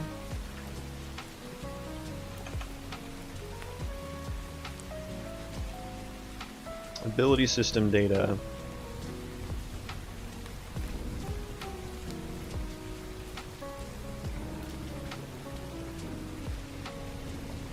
And I'll just say ability execute failed. So we do not have the requirements to execute an ability. Okay. So I need try activate ability.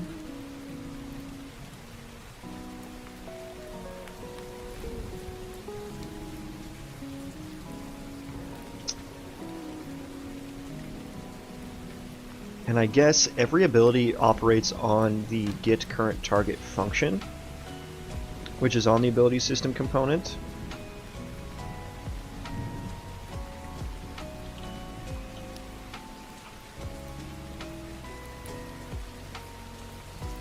And that already handles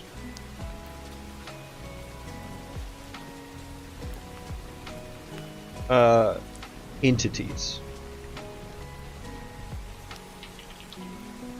Right? Current target is a targetable.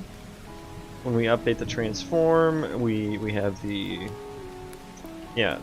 entity transform is properly handled in there.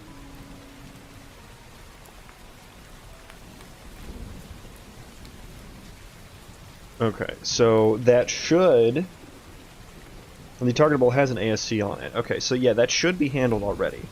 Is this all I need to do? This seems way too easy.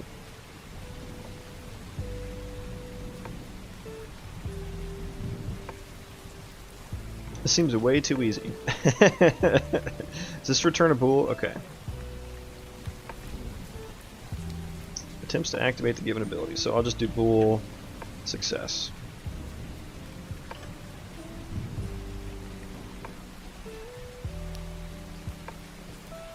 Well, I need to know when it's finished. So I'll say if not success, turn failed. Let's throw a UE log. Just copy this, and I'll just say ability execute failed.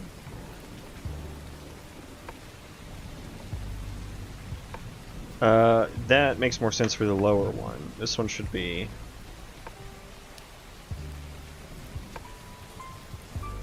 executability does not have proper requirements. And then let me also log the ability that we're executing here.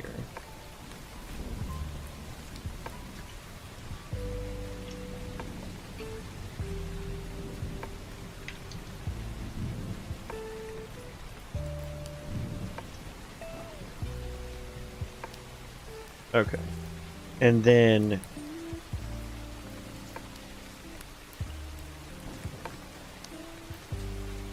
is active, I guess.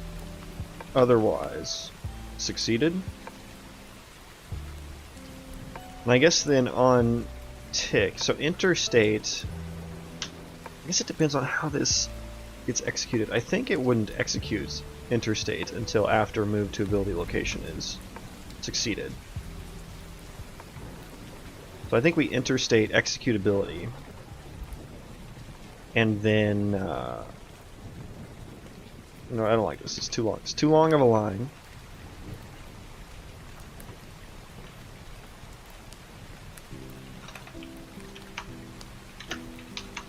Okay.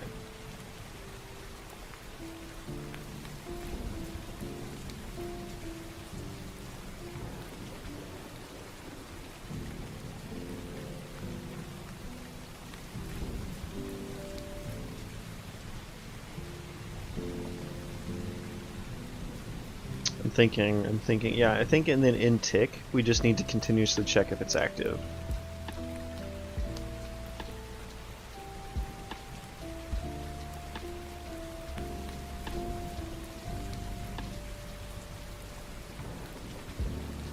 Now, is active in any way?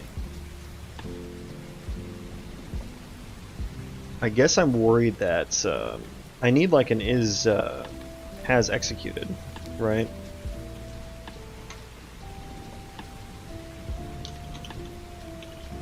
Need to store that.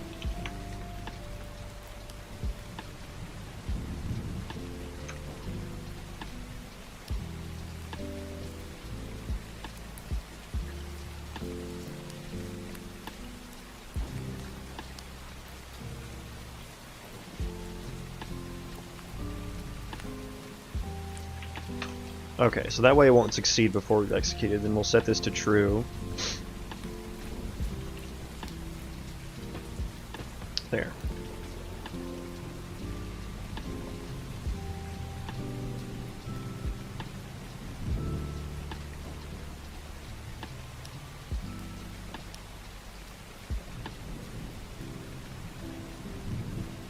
I think I want to change the, this is kind of hard to understand.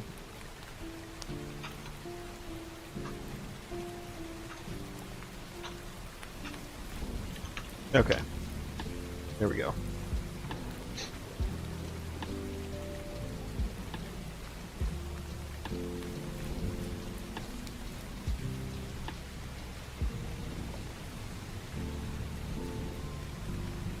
What else does this need? So this'll... I'm hoping this will handle cases where I need to like cast something or channel something.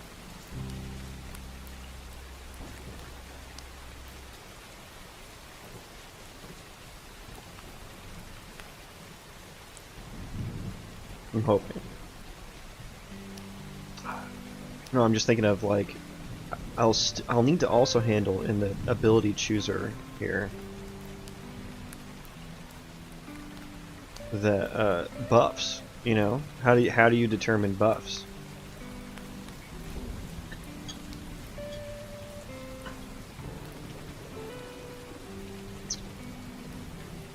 Yeah, and debuffs.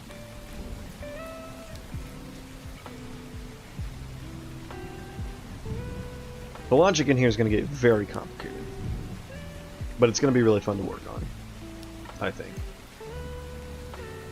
So I think the executability task is good now.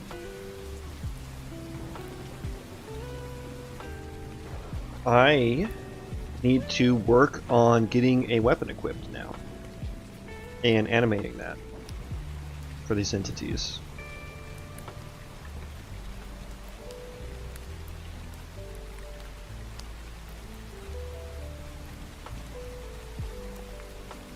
So I know in the weapon, dude, I type in the exact thing.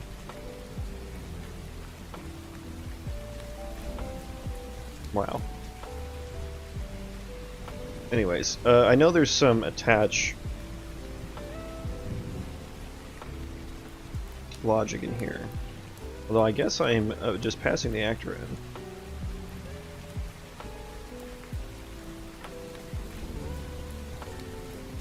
So I guess it's here. And I'm just doing get owner.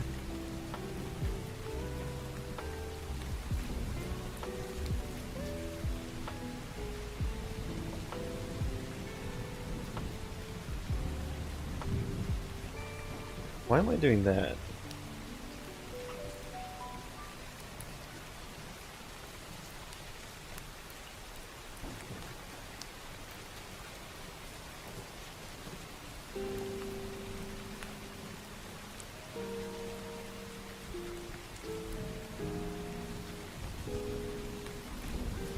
Yeah, so when this gets called on begin play, I guess I need to store an entity on here as well, right?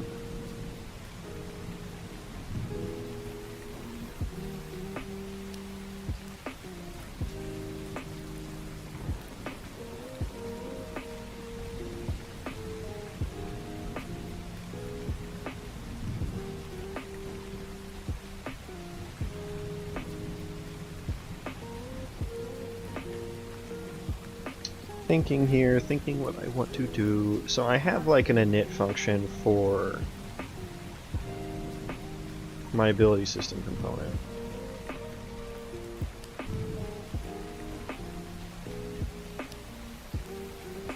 And I'm thinking I want to have one here as well.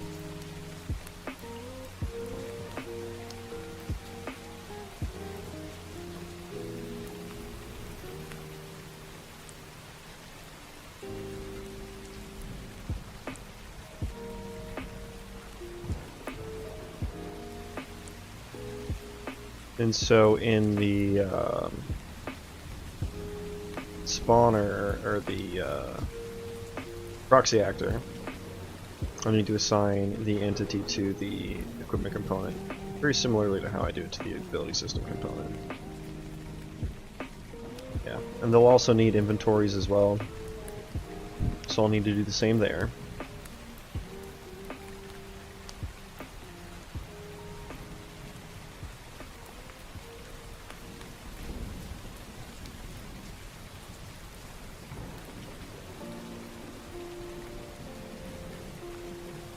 And then I can also reuse.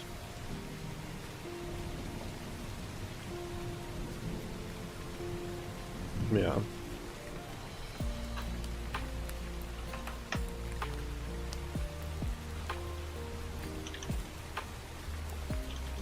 Just call that a NIC equipment component, and then let's make sure the equipment component.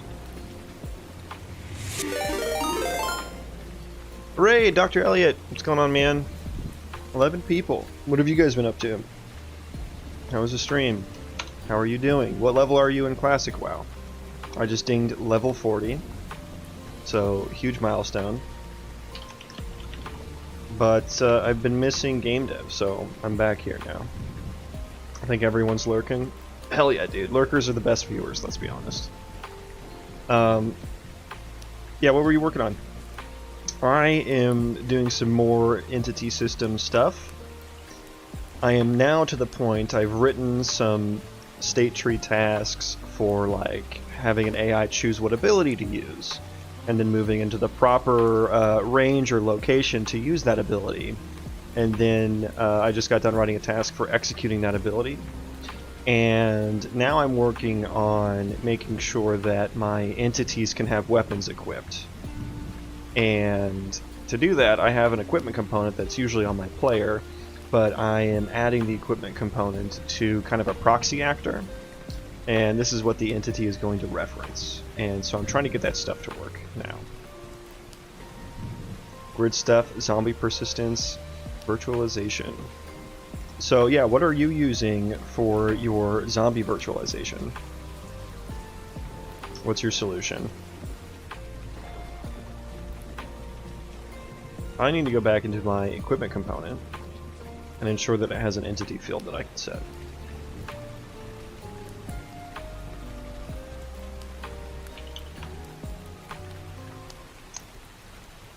F my entity, and then I need to make a new function here, an equipment component. Perfect. That is exactly what I wanted. Thank you so much, Copilot. Load equipment, yeah, that'll be called there. And then I also need to handle this part right here as well. And so wherever this was used in my project character, I now need to do an init equipment component instead. Okay, so if entity.isValid, if I have an entity, this is going to be different. If I don't, it's just going to be the owner because we're a player. Otherwise, if I'm an entity, I need to get my entity subsystem, and then I need to get some data from that subsystem. I need to get the, what am I getting? The ability, get entity data mutable? No. Well, probably, because I don't think this is a const reference. No, it's not. Okay, so I do need to get the mutable version. F my ability, or no, F ability system. If I can type ability system entity data, there it is, for the entity.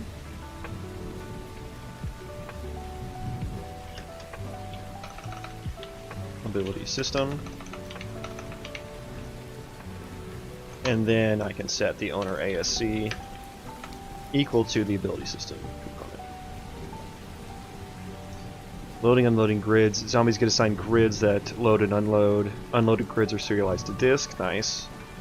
Then loading them deserializes from disk. Players' influence will activate grids as they move around. That part is ran on a worker thread. Nice. So you're not doing the similar thing to me where everything needs to be online, running all the time.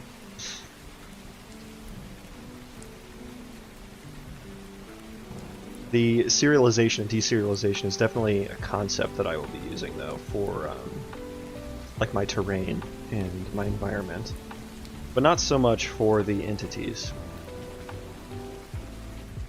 Are you aiming to make a zomboid-like, or are you planning to do something completely different with it? So I feel like you can probably do a lot of fun things with, you know, a zombie system.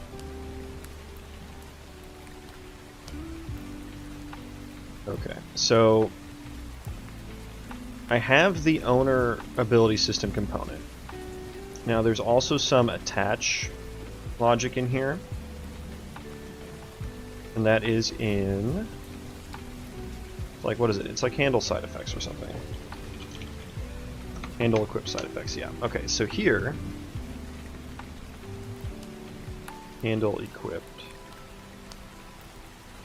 And I'm just doing get owner. So I need to instead do owner ASC, and then I need to get the avatar actor. But if it's a static mesh form, I'm not going to have that. I'm not going to have an actor here. So I may just need to change the signature of this function altogether. Oh, you got a zombie manager class. Nice. The zombie manager will move around the virtualized zombie data, so while they're virtualized, they can sort of jitter their position around. Maybe you have a rally group system where they will group together over time. Okay. Stuff like that, so they feel a little more alive in the world, even when unloaded. But if a zombie has 50% health and you leave a grid for 6 days, if you go back 7 days later and find that zombie again, he will still be at 50% health. So no regen zombies, huh? Zombies don't regen at all? Maybe that's a maybe a higher difficulty thing. But I feel like, I kind of feel like maybe you could just like randomly move them based on the time that's passed as well. If you didn't even, if you wanted to just not even move them, I guess it depends on how far away they are, right? I mean, I guess if you're just unloading them, it doesn't really matter.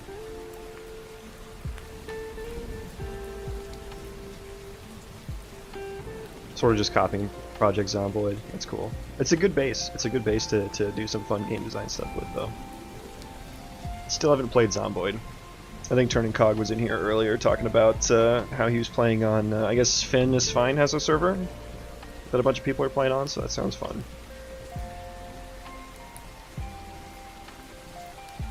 I think world persistence is huge in a game like that. Yes, I think world persistence is huge in general. But I mean,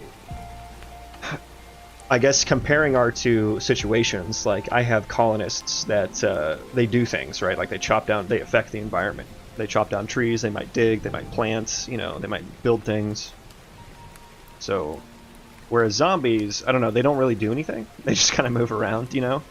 But I guess if you wanted to have, like, migration patterns or something like that, that would be a thing. Because I'm just, like, imagining a grid where there's just, like, a bunch of scattered zombies all over the place, and you leave that grid, and you come back however many days later, like, does it really matter what's happened between them? Because they were all just randomly scattered around anyway. Especially if you unload a grid and 5 seconds later load it back. Okay, so I guess is the only active grid the one the player's on? Because I guess I was assuming that you'd have more than one active grid and it would be in a radius around the player. Right, so like the first, I don't know how big your grids are, but maybe the closest 3 grid in a circle, the 3 grid radius grids are active. And you're unloading and loading the ones that are really far away. So you can't really do 5 seconds in and out. It would take more time. And that way, it wouldn't break the immersion so much like you say. Because I definitely get what you're saying. Did you see they added tick batching? What does that mean? I did not see that. There can be multiple active. It's an influence radius around a player. 12,000 units away. Oh, that's a great number. That is exactly the size of my terrain chunks. That is exactly the size of my terrain chunks. So almost 4 grids could be active for player 1. So yeah, I mean, I guess they couldn't... And are you doing top-down, like Zomboid as well? Or, because I guess to your point, if it wasn't top-down and you could see, if you could, like, you know, rotate your camera and see every grid, then unloading and loading them would be kind of jarring for them to be random. First-person shooter? Yeah, okay. So that makes sense then. Unloading and loading. I mean, I guess you could just extend how far away they do that at, then it wouldn't be so bad, but, yeah, I see your point, for sure. Oh boy. Alright, source. That doesn't seem like what you wanted me to look at. Is it? Tick functions with allow tick batching will be automatically combined into a single tick task. So, this one actually seems more interesting to me. Allow async component ticks.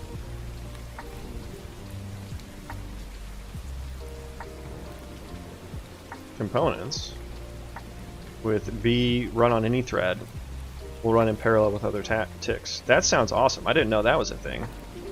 This one sounds more awesome. Grid will load 12,000 away. FPS has a problem, pretty much infinite view distance, yeah. So I'm gonna have to limit it to try to make zombies not just pop in, because even 12,000 units you can see if something just pops into existence. Yeah, that's why I was saying you'd probably have to, if you were doing what I was trying to propose, you'd have to make that a lot farther away. And like, let me see, is this in a stable state?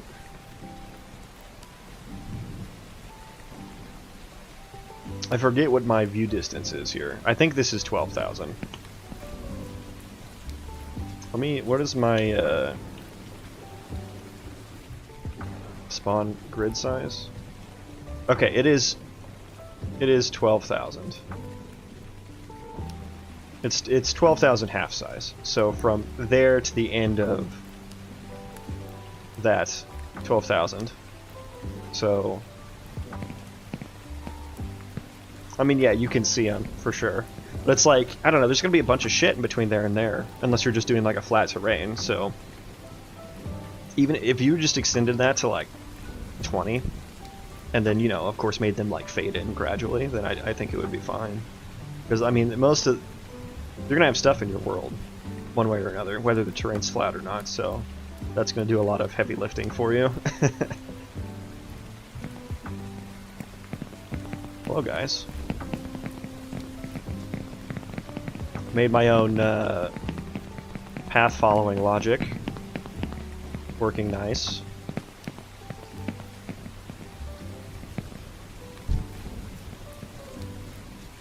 I don't know why activating my melee attack is like super broken. It's good to see my FX work now. They were like completely broken the other day. There we go.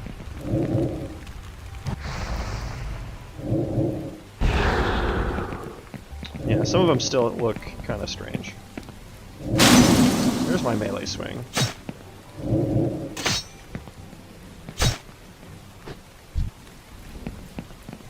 Uh-oh. I haven't done any dead logic. Oh, he finally died.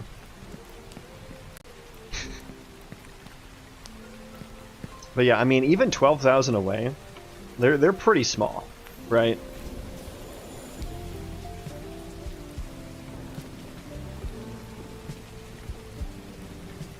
So, I mean, you just increase it a little bit more, and I think you're probably good for having them pop in and out.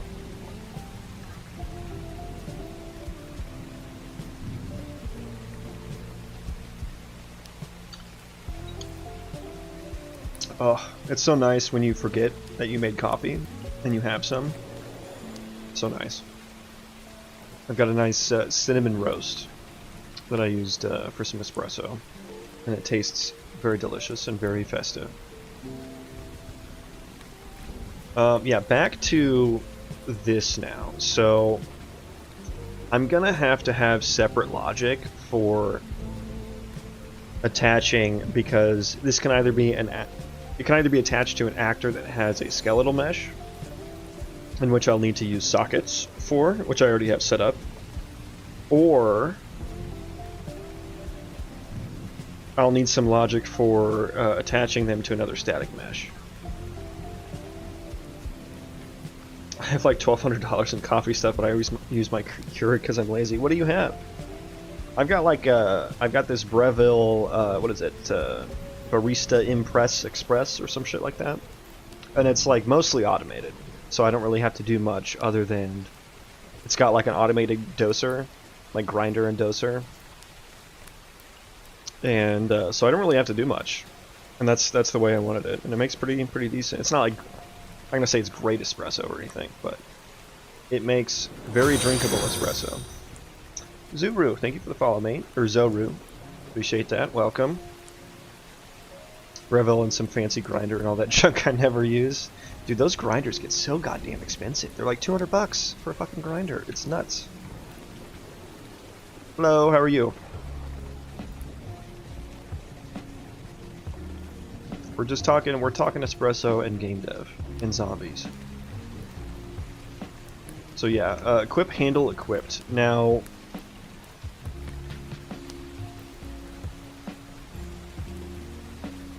I guess I need to know. There's not necessarily going to be an avatar actor on an ASC, so I can't necessarily rely on that.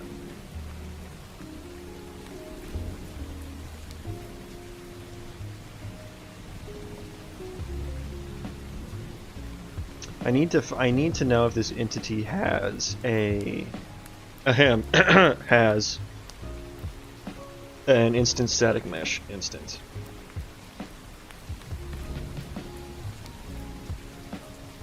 So I can get that.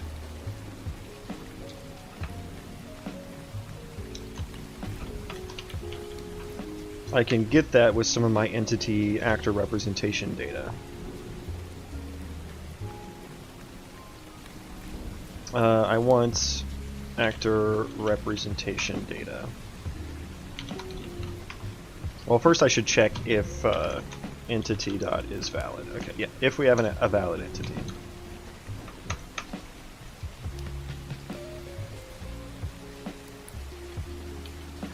Get the actor data. All things I appreciate, especially coffee. Hell yeah. Mostly here to watch and learn. Well, you've come at a good time if you're interested in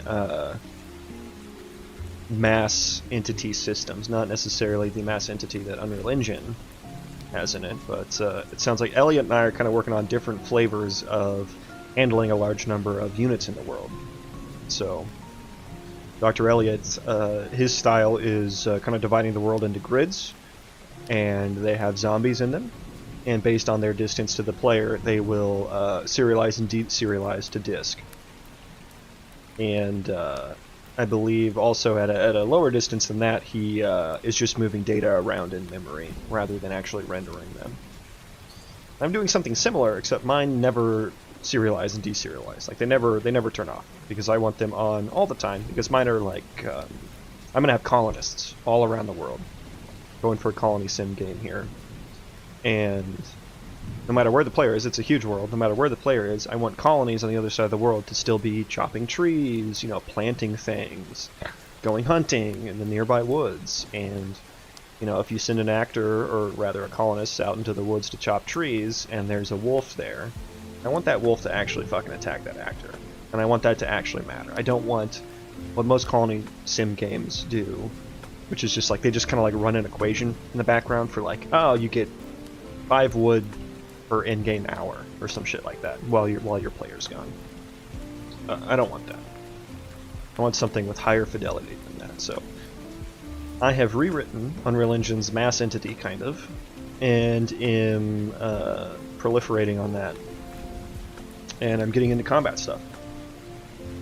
So I'm having to make having to update some of my old systems that I wrote.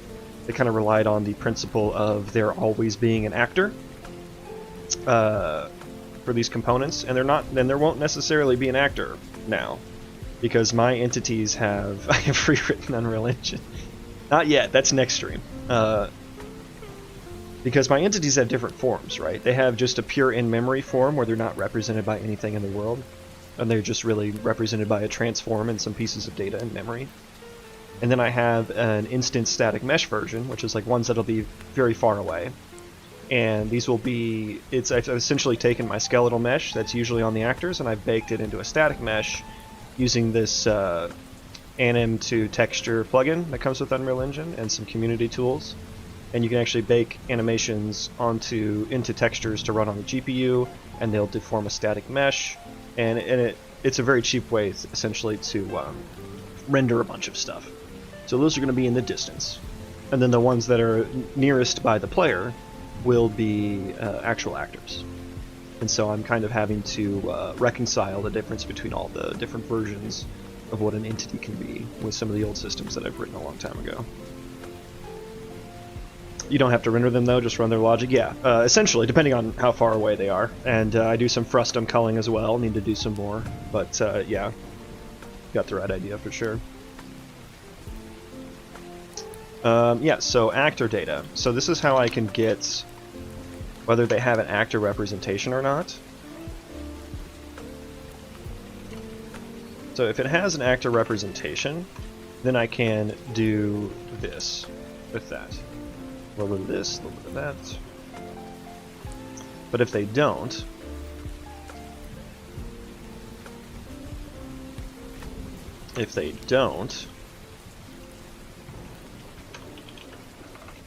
what do I need to do here?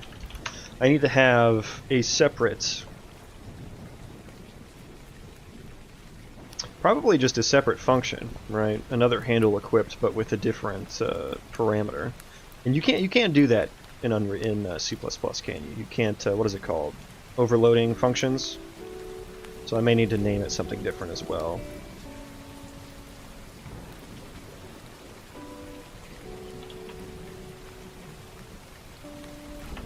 Handle equipped to static mesh.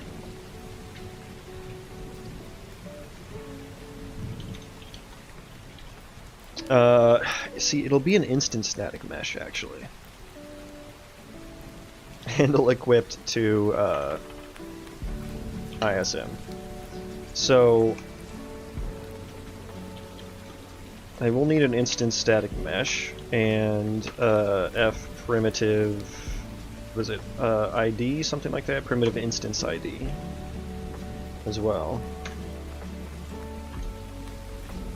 Just generate an empty function there, because then the weapon class will override that with actual functionality there. And where was I before that? Where was I? Equipment component. Else if actor data primitive, what is it? ISM components and actor data ISM instance ID dot is valid. What does that do? Okay, it just checks if it's populated. That's good enough for me.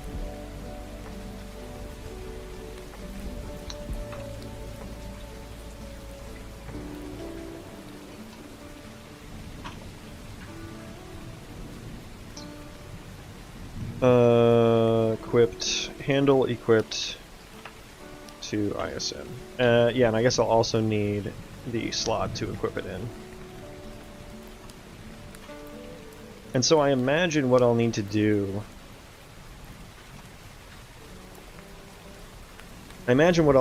Is, can you attach things to instance static mesh instances? Probably not.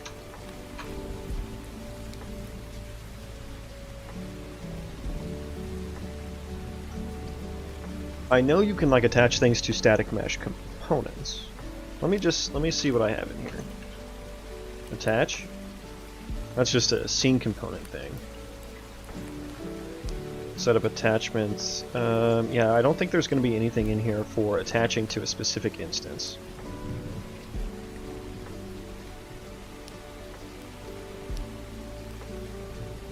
What's the solution here? Unreal Engine instanced static mesh attached to instance. I can't be the only one to try this, right? How to add static mesh to add instance? What is this? Procedurally adding trees to landscape. I can't connect the node.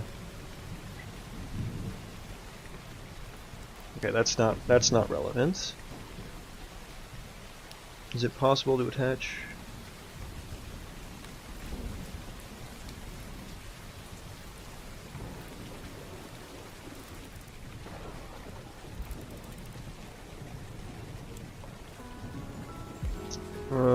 Yeah, I guess my default thought is to just like, because I have my own ISM class for handling all my entities. So I guess my first thought would be to just like maintain a list of attachments and who they need to be attached to and where they need to be attached to, and then update that every frame. But yeah, the performance of that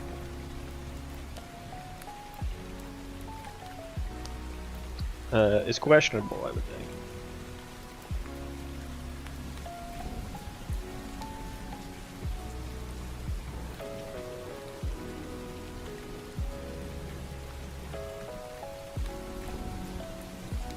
Instanced mesh with socket.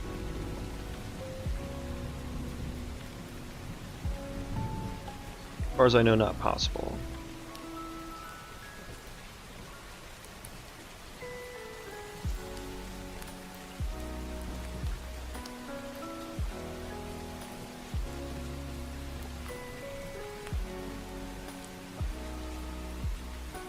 Grab the transform of each instance. Yeah. Just create a new component per instance and the same actor. I mean, that's similar to what I was saying.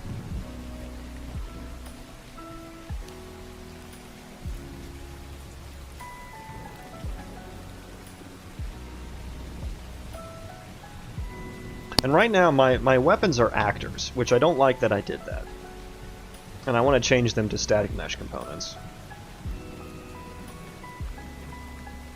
I was thinking that like I wanted weapons to like drop on the ground and stuff, and you could pick them up, but I don't know if I want that anymore, and that's why I made them as actors. In any case, I think I want a static mesh version of it. Even if I do want that functionality, I think I'll need a static mesh version of a weapon.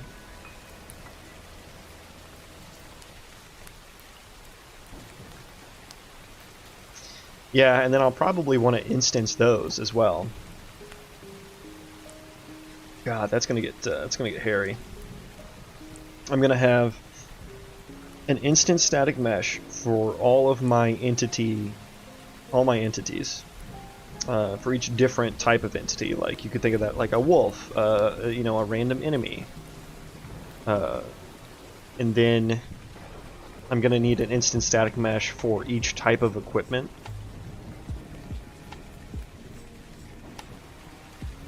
And those are going to be needing to be attached to each other.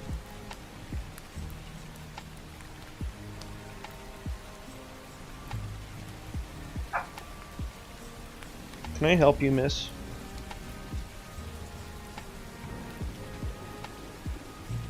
Cute doggy.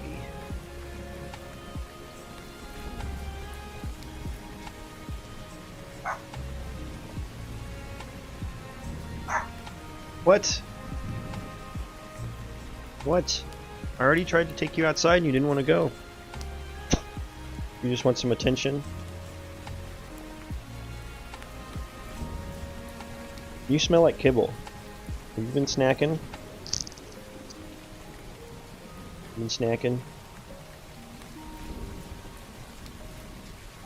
Okay, I'm gonna set you down now.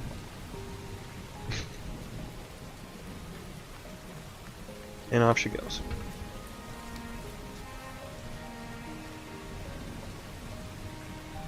The vet gave her to, or not the vet, the breeder gave her to us several weeks early because she was such a good eater.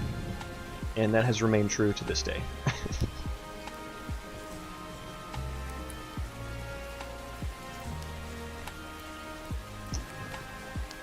Yeah, this is gonna get hairy. I think I'm not gonna worry about that today. I've stubbed it out. I have an idea on how to do it. We'll have to see what the performance is of doing it with my update the static meshes every frame, which I'm already doing that for all the moving entities anyway. So yeah, let's just potentially double that.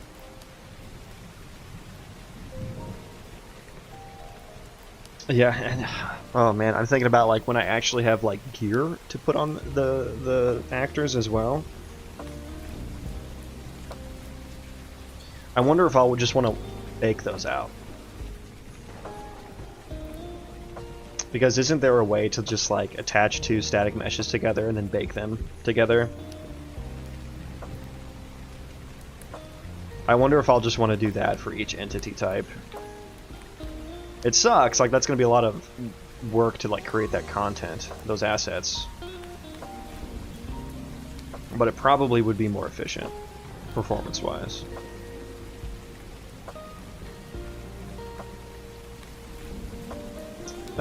Doing it my way would be very modular though, which would mean I could put any equipment and any weapon on any entity, and I mean if my colonists are also going to be entities and I want the player to be able to give gear to colonists as well,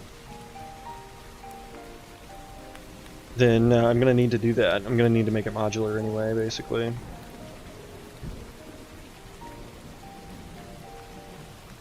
Yeah, we'll have to see what the performance of that is. Maybe I only do that for weapons or something, and then for like clothing type gear, I don't know. I don't know what I'd do. Have like a default stand-in. I mean, I guess it would depend on how far away I'm planning to use the instant static mesh versions. If it's far enough away, maybe I won't need to do either. Again, something that I'm going to have to play with. So yeah, not going to solve that today. We're just going to get this stuff equipped to the active versions of my entities. So back to the equipment component.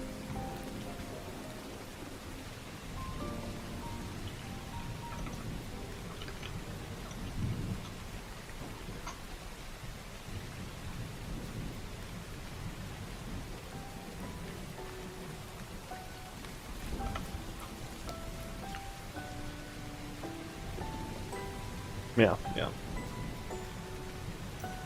And then owner ASC, I did properly set that in init, so that can be safely used.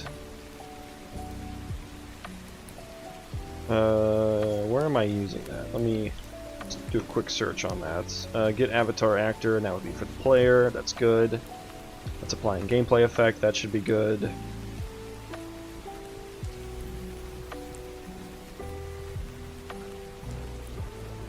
I'm going to rewrite this to be a bit cleaner.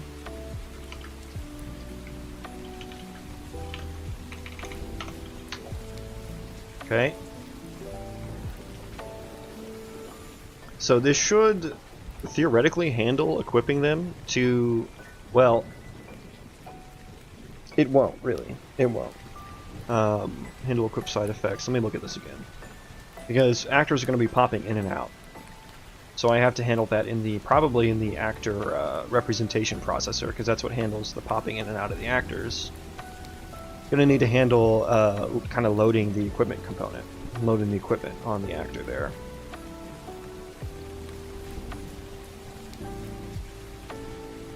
Yeah. Okay, so let's take a look at that. This is the process entities function. Send some things off to the game thread, which is where I have to update actors. Handles removing the instant static mesh version, switches to actor, so probably in switch to actor.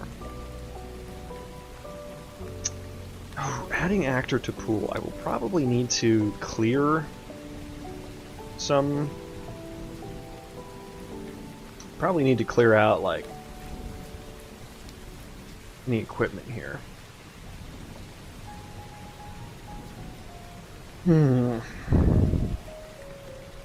Add actor to pool. Handle ability system. Yeah, this is what's popping them in and out, which I may not do. Dr. Elliot, are you still here by chance? I have a question if you're still here. Maybe you don't know the answer to it. But I was thinking that, because what I'm doing now with ability system components is I have the proxy actors that hold on to them, and then I detach them from the proxy actor and then add them to the actual entity actor. Do I have to do that, or do you think I could probably just set the avatar actor on the ability system component and not have to move it back and forth? Or rather, just change the avatar actor? I was thinking that that's probably a lot better of a way to do it if that works. I don't know if you know anything about that, though. And really, this should probably be changed to something like handle proxy actor.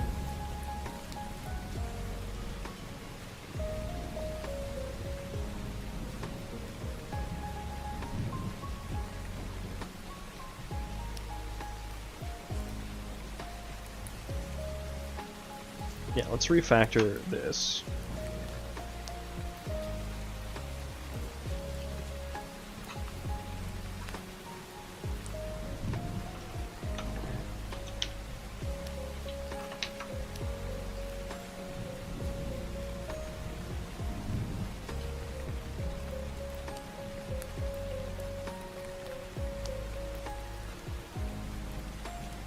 Okay, so I want to check if...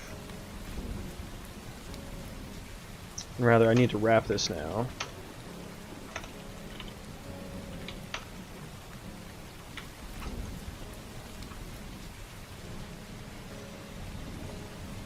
You can do the AI and you're able to switch. Then you can call refresh ability actor info. Ooh, okay. And that shouldn't have any problems with... I mean, my line of thinking was that, like, you know, that's all that really matters is the avatar actor, right? So why not? Why not? Now I gotta find my proxy actor, which I just closed, which was very annoying.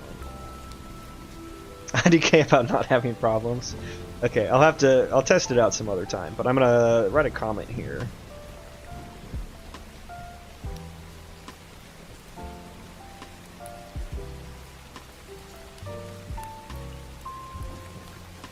Look, do a to-do. Look into just using set avatar actor and refresh ability actor info. Avatar actor is really just for like gameplay. Yeah, like determining the target, right, and like where abilities need to go and stuff like that. Yeah. So I don't really have. I created like an abstraction for a target. I have like my own F targetable struct, and so with that, there's really no. It doesn't really depend on actors so much anymore. But I did that. So, but I guess the avatar actor could just be used for like locations of things. But you know, maybe I don't even need that.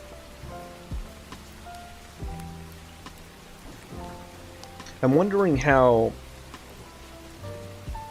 Ugh, this is can of worms for a different day, but like networking relevance would work for these proxy actor ability system components. Because like, I don't really set their location, right? They're all just like at 0, 0, 0. So... I'll probably need to do my own logic for that, or at the very least just update the locations of those actors to more closely represent where their entities are. Okay, leaving a comment there to look into that later. I was in the actor representation processor. Yes, yes, yes. Handle proxy actor. Okay. I want to do something like this. Except it's going to be with equipment entity data.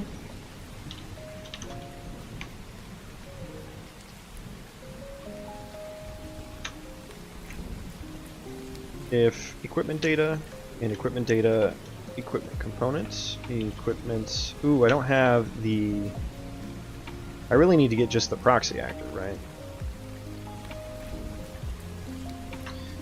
Which I guess I don't really... I guess I don't really need to get a specific ability system for this. I could just be getting proxy actor entity data. Although, did I even update that?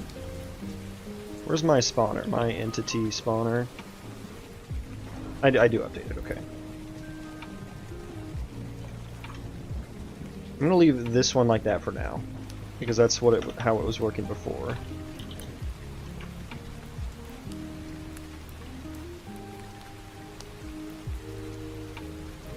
Okay, so if I have a proxy actor,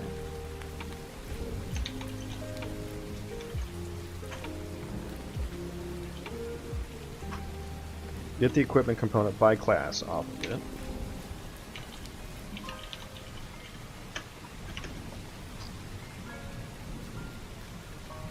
If equipment components, if enable init equipment component, it should already be initialized, but it's more so the load equipment that I want to call. And I mean, there's no harm in rerunning this logic, really.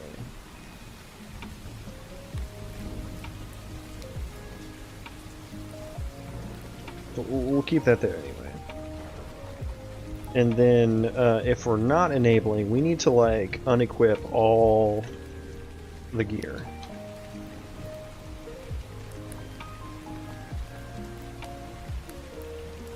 Which probably, that seems like a function for the equipment component itself to maintain.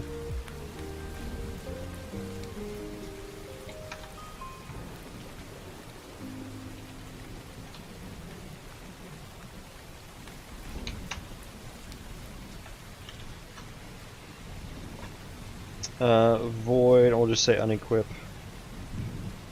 all. Well, no, that's going to remove the stats. I don't want to remove the stats. That's what load equipment does, is it equips them, equip gear entry, equip gear, it adds it to the equipment array, or map, and it'll equip side effects.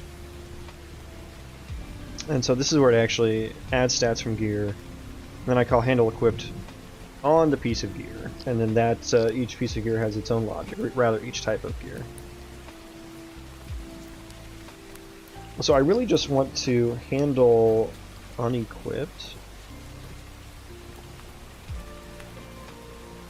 There's an unequipped, right? Yeah. I'm thinking maybe this seems like a very specific thing, because I don't want to actually, like, I just want to detach it from the actor, so that on the new actor it doesn't spawn in with some other actor's attached weapons and shit. So this is actually seeming like something I should write specifically here.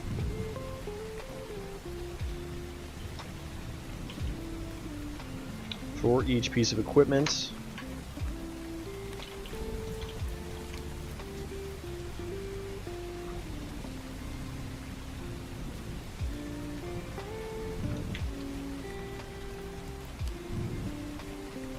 whoa.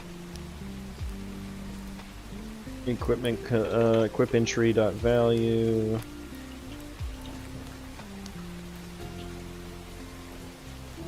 Detach. I mean, it's probably just handle unequipped, right? Let me see my functions here. I think I only do this in...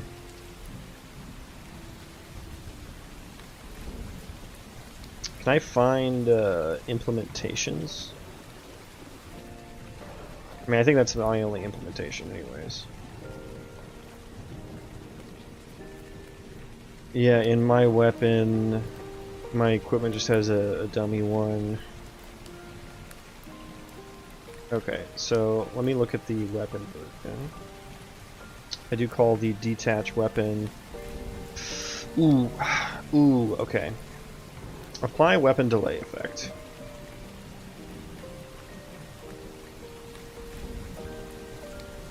The owner ASC here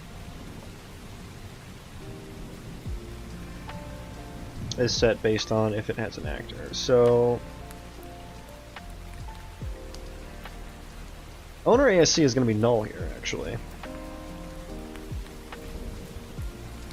Because the equip 2 actors is going to be the actor that does not have an ability system component on it.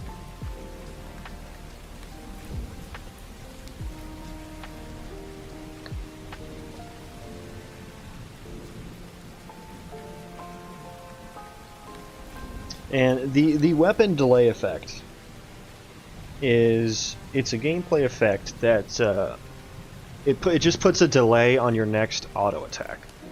And that's to make sure that players can't finesse the system and switch weapons back and forth all the time to kind of weave in and out of the timers that I have set. And it's a World of Warcraft does this as well. Like it essentially resets the current swing, adds a little bit of a delay to make it not effective. It's not more efficient to switch weapons, right? All the time. You can still switch weapons in combat and have that be a good decision to make in combat, right? There's some combat reason to switch weapons, maybe armor or something, target armor. I don't know. But it makes it to where you shouldn't just be switching weapons all the time without a reason. So that happens here, but I'm not going to need that to be applied when I'm despawning the actor, essentially.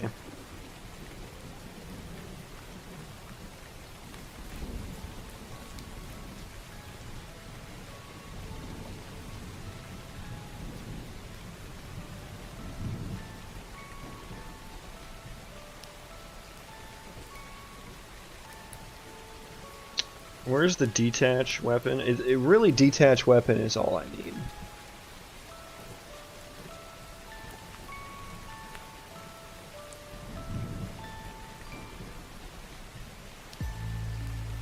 Yeah, and they're actors. Weapons are actors, which is annoying, but we'll deal with it.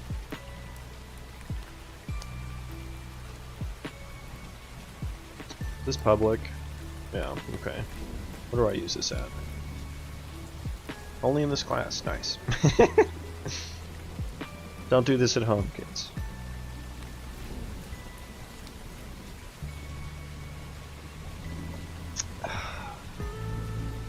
Yeah, I mean, I guess I'm not actually unequipping it. Oh no, wait a second. I think I just detach all the actors anyway. Hang on. Where's my switch to actor? Enable or disable actor. Aha, I disable the attached actors as well. I should just detach them.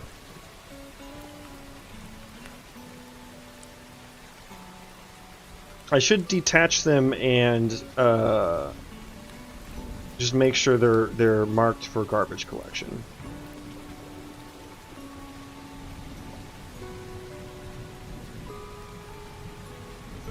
That's what I should do here. And then that way it just handles it without me having to iterate through equipment or anything, which is nice. Attached actor. Detach from actor.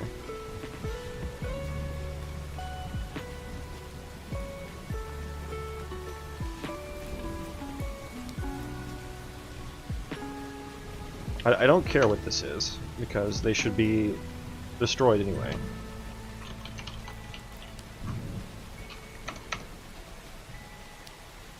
Maybe I don't even need to call detach. Destroy this actor.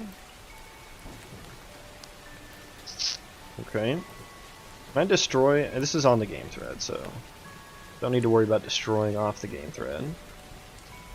Net force.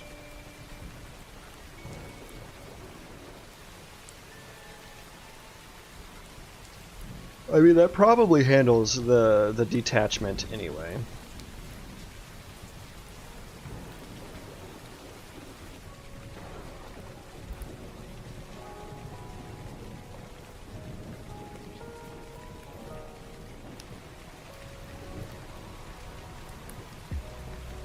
Yeah, detach this actor's children.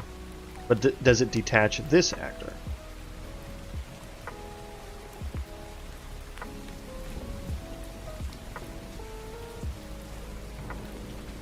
Detach from anything we're attached to. Gotcha. Okay. So we're just going to destroy. And then we're going to rely on it just getting set back up properly when it's enabled. So I do need to check. I do need to do the check here now. If not be enable this actor, that means we're going to destroy everything.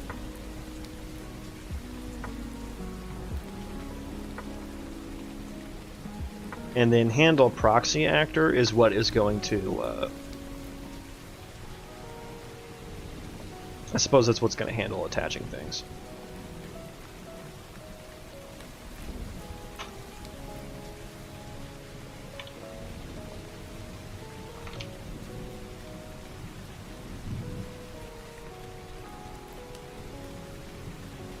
I think this is okay. I think this works.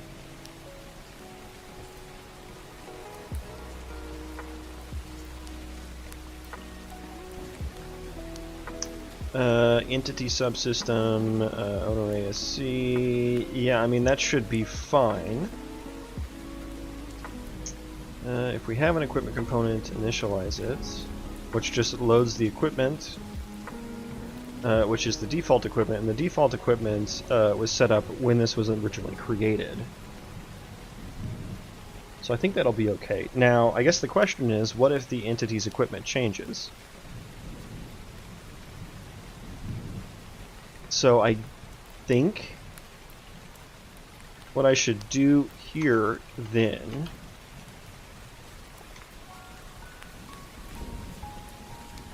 because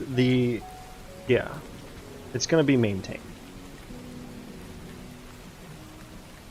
So maybe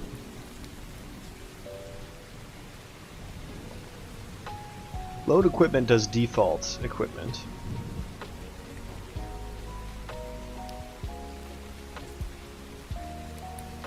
So here's what I'll do.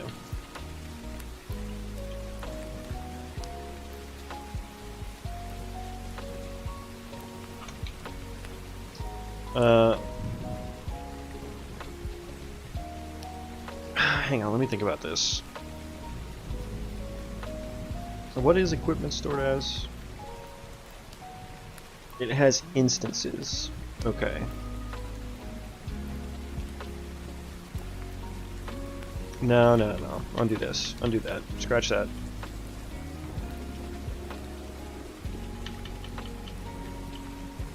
I want to change this to, we should rename this to load default equipment.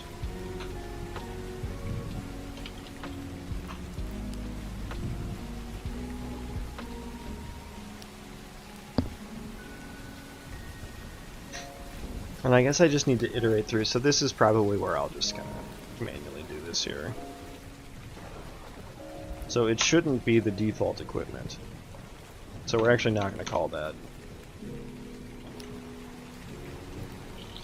For each equipment component, for each equip in the equipment component equipment, equipmentry, I need to like recall the attach.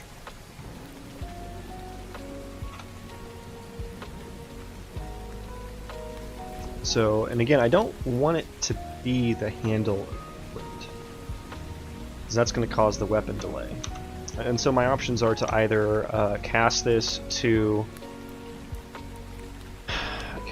a weapon, or I think probably what's better is to change the logic in here to where I don't have to worry about that anymore. Change the logic in the not in here, in the weapon. Why weapon delay effect?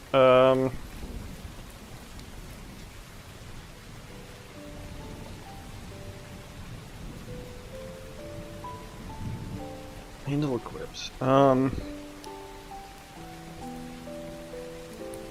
Yeah, and again, this isn't even gonna... None of this code's gonna get reached because there is no owner ESC here.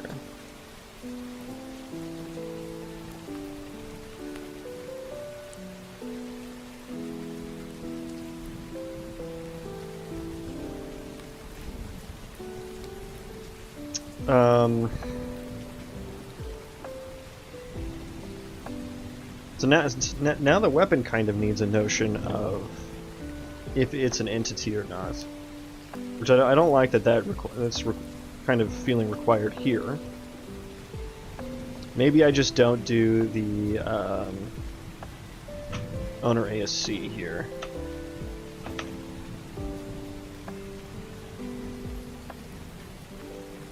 That way we do the attach. If there's an animation instance, we link. Let's just do some additional error checking here.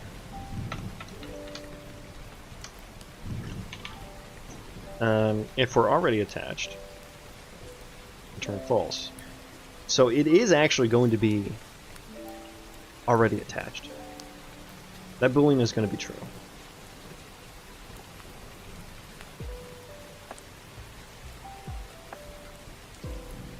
Yeah, because there's the physical representation which will be destroyed. But the in-memory part of this is still going to be maintained in the equipment component. So we're just going to get here, we're going to return weapon actor, which is going to be null. So what if I do this, and weapon actor? How about that? If it's attached and there is a weapon actor, return it. Otherwise, we're going to do the whole weapon actor thing again. Yeah, I mean, that makes sense. That makes sense, because we're spawning the weapon actor here.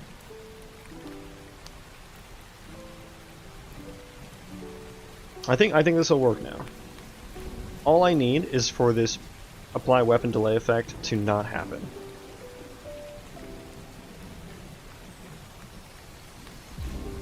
Now I could move this into the equipment component where this is usually called from. But I would have to cast to a weapon to see if that's the case.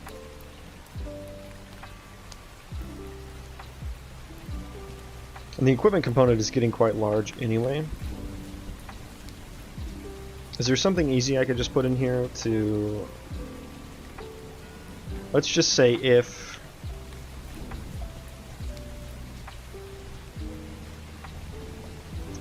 Where is...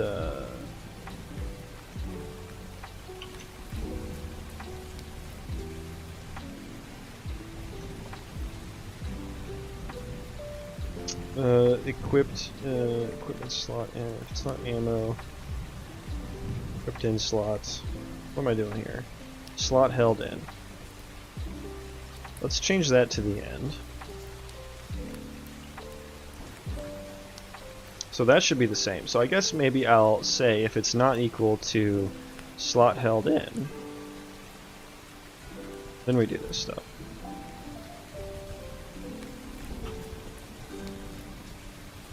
So if it changes slots, essentially. And then I want to make sure that this slot held in is set to like null or something whenever it's unequipped. It is, none. Okay. And then handle equipped should never get called with none. And I suppose if it does, sure, there could be a weapon delay effect. I don't know. It's like you're equipping no weapon. Yeah, I don't think that would happen. And I think the apply weapon effect would probably not even work correctly.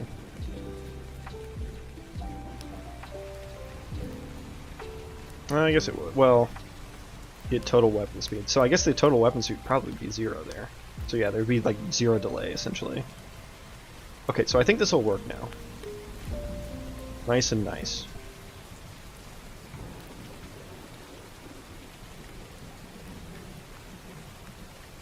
Okay. I think I'm ready to test this. Let's rebuild this. We'll see if it fails.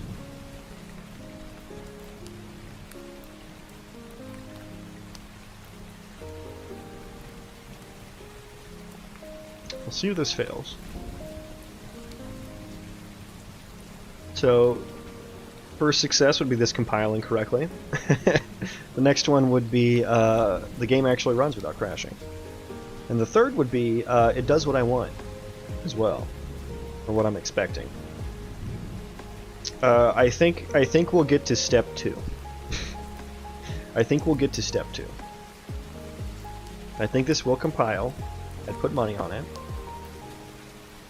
I think we will run it and it will crash. Something's gonna crash.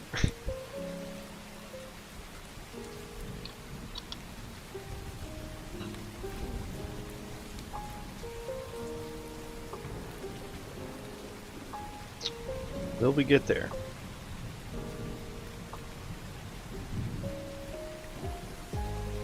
This commit is going to be massive. I have 44 files changed. Jesus Christ. My coworkers would eviscerate me for putting out a CL that size. So it did compile. So we did get to step 1. Step 1 success.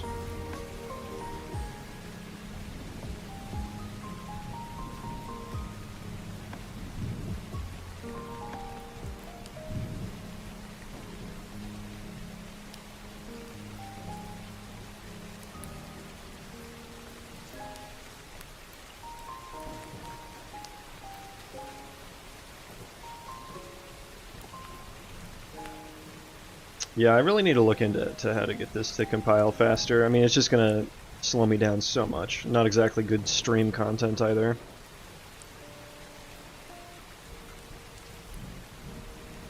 Maybe my next stream title will be Unreal Engine Compiling Simulator.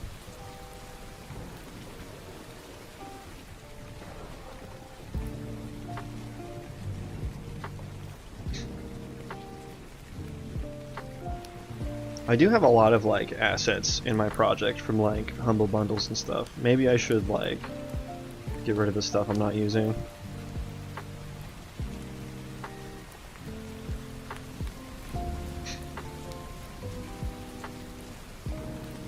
Okay. Navigation is building. I'm gonna wait for that for a hot second here. Okay, that's done. Now this is gonna crash. It's not crashing. The state tree is not valid though. So we got past step 2. That's good. That's better than I thought. We did not get to step 3 though. Yes, because I changed that. I changed how the ability was represented. We're using ability specs now. Do I need to change anything else, or was that it? Executability. Excuse me, executability. I need to add the new task I made.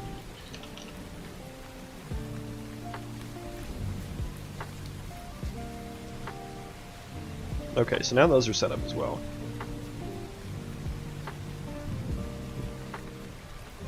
And I do have the melee auto attack ability set up to be granted by default. Here, and I do have a mace. They should have a mace equipped in their one hand. So let's see if that actually happened. I have no actors. Okay, yeah, nothing got equipped. Okay. Let me throw some breakpoints in places. I suppose we need to see here.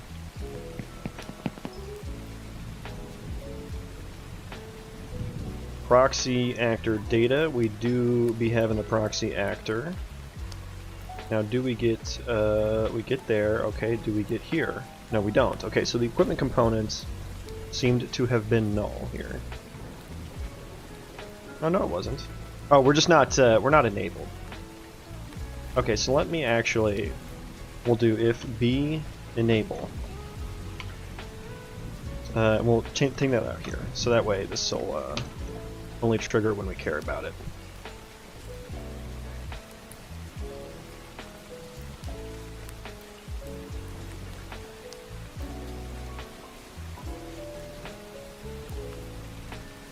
By the way, Elliot, if you're still here, I hit level 40, so you need to catch up. We can run some Uldaman or Sunken Temple soon. Gotta hurry up though.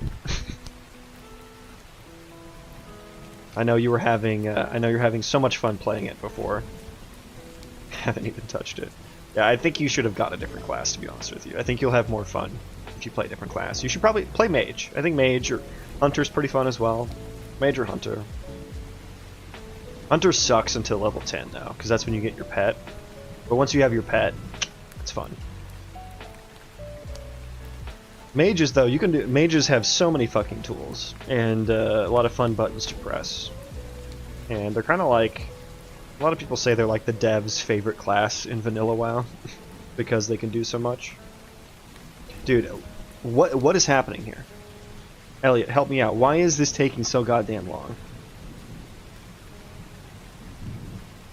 I might as well just rebuild at this point.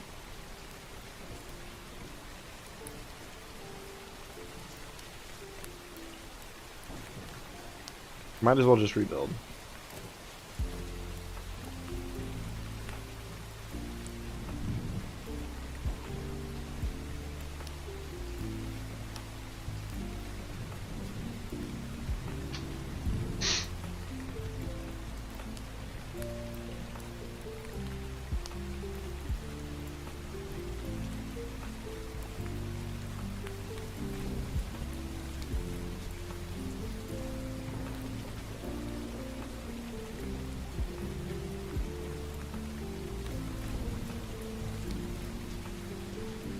Okie dokie then.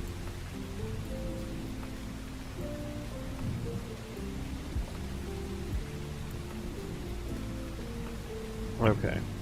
We got here. Equipment component is valid. Do I have equipment? My god, I can't see it. Jesus Christ. Is it empty?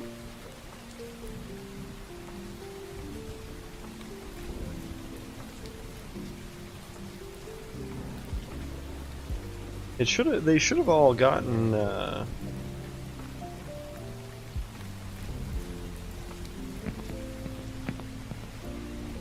So equipment was empty. So I guess I'm questioning. The equipment component was built. It is valid. It exists. So which means we got here. The default equipment was populated. The owner ASC was null, though. Oh, you know what? We got here, and then the ability system wasn't initialized yet. I don't think. We need to do that afterwards, that's why.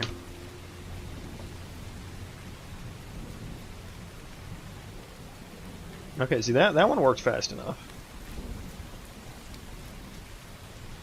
Maybe it's because I was breakpointed earlier, but usually I can continue, and it works fine.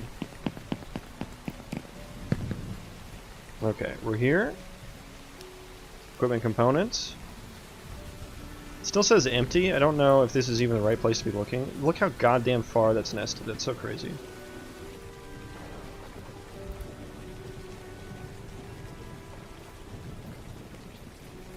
Yeah, so I doubt we get in there.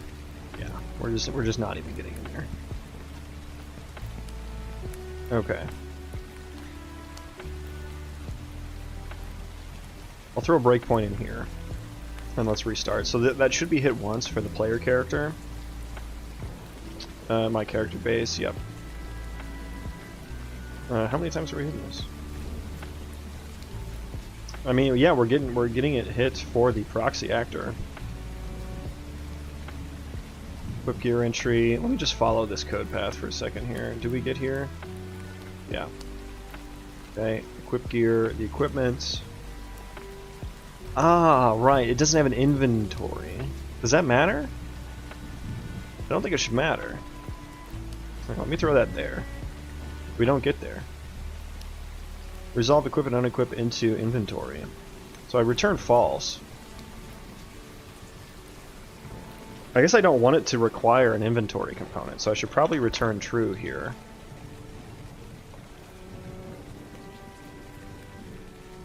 Why did I put that there?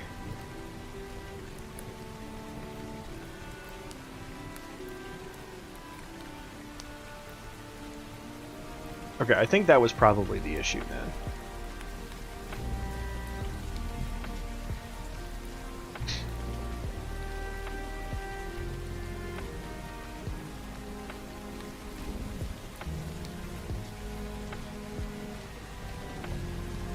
My goal is to get these things to hold maces. Ah, we got here now. Okay, let's see what happens. Uh-oh. Frick. Ah, crap.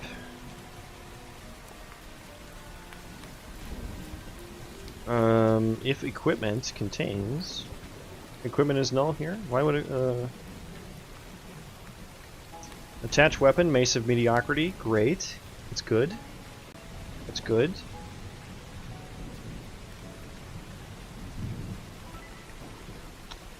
Ah, the owner equipment component is null, I suppose. Okay, so here again, we're getting to a scenario where this needs to know about an entity. The weapon class needs to know what an entity is and how to get the owner. Unless I just passed it in.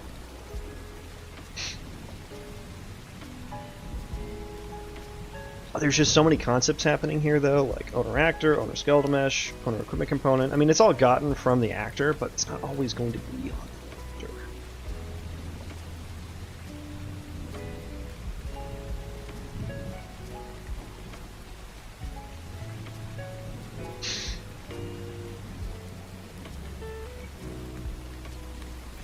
Yeah, okay, so owner equipment component.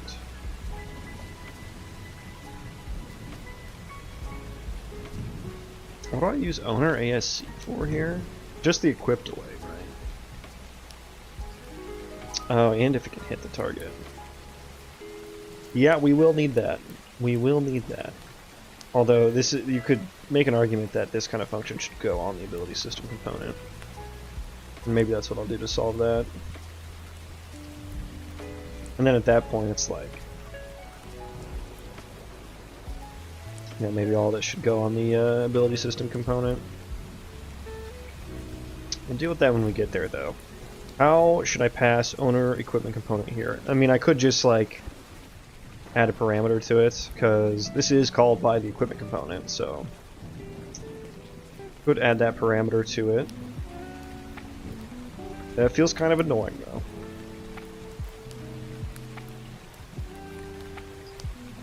I think I just want to add entity in here.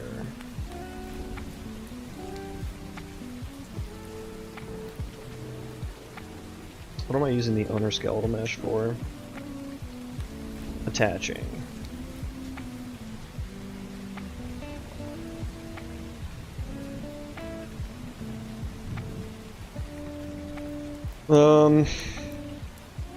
I kind of would like just to sync. Maybe I get rid of that other function.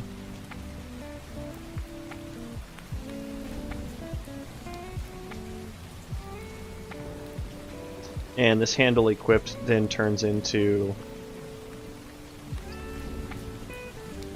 it'll be 3 parameters. One will be like a potential player actor. And the other one will be an entity. So there's 2 options for what it can be equipped to. That's feeling like the play here.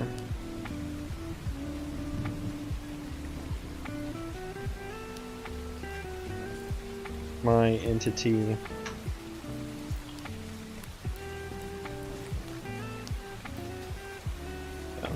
I'm gonna want to do that in the superclass. And then we get rid of that one.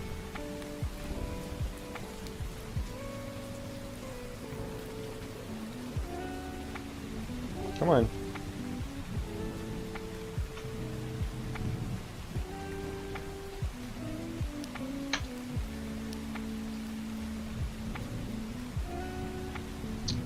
Then in weapon, I'll need to update this over here as well.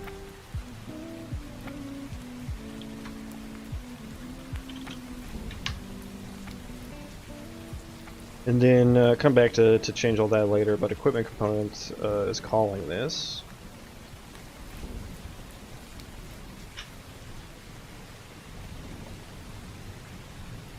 Yeah, and then I guess just get rid of all this logic.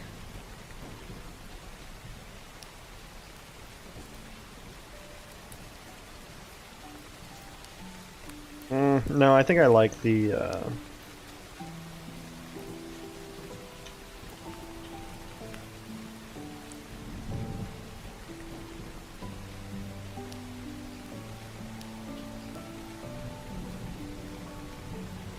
and I'll change that to not be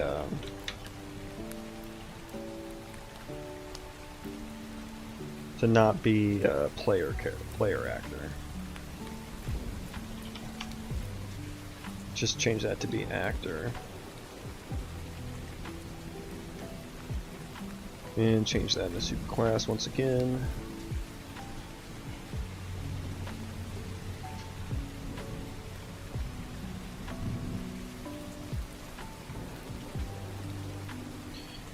Yeah, owner actor. Do I even use this anywhere anymore? Owner actor gid name. Yeah, so that'll be spawn frames owners, owner actor.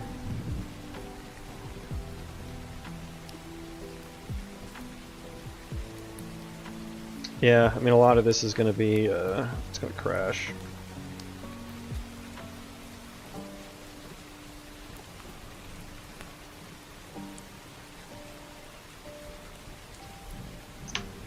Actor.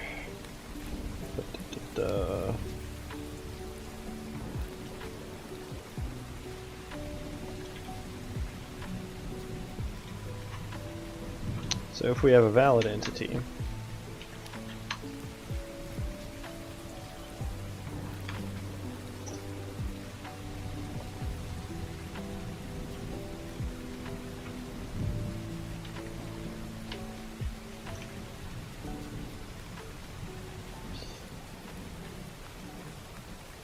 I guess actor should probably be the proxy actor. That's probably what I should pass in.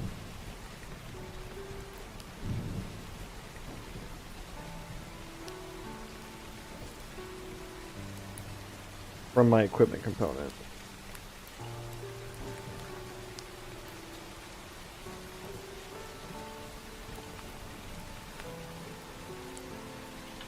Let's get the proxy actor data here. F proxy actor entity data.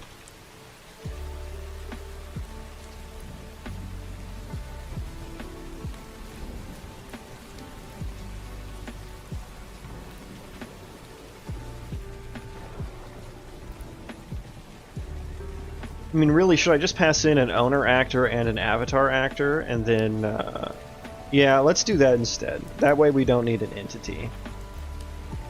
And it kind of matches the functionality of the ability system component.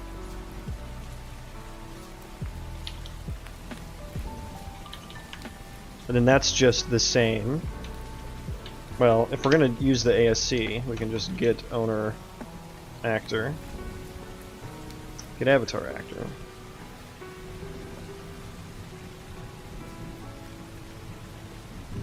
And then that'll be actor representation is the actor data thingo, proxy actor data, proxy actor.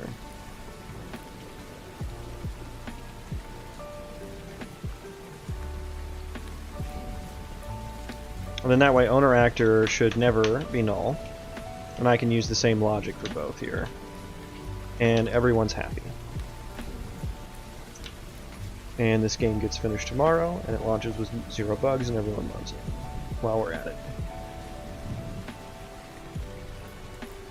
My equipment.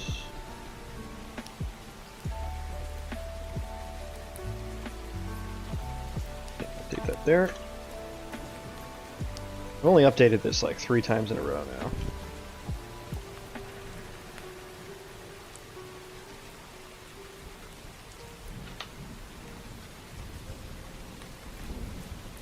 It's gonna get mad at me for like shadowing it, right? What is it called? Or like hiding it or whatever. Skeletal mesh should be that one.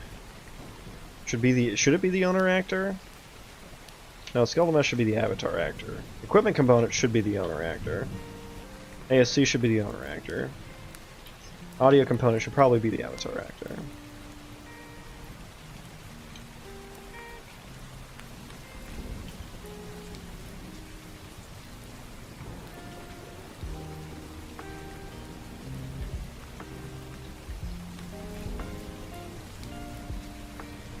Okay. I probably owner actor there, get local roll. Is it owner actor or should I use avatar actor? I have no idea. I haven't done enough networking stuff with this yet, and I probably should before I start shooting myself in the foot too much.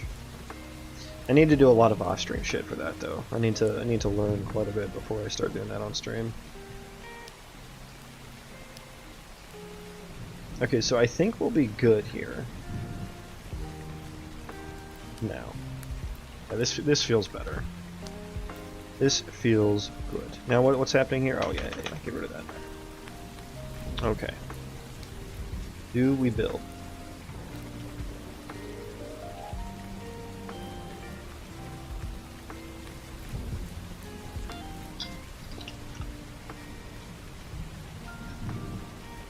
Do we build?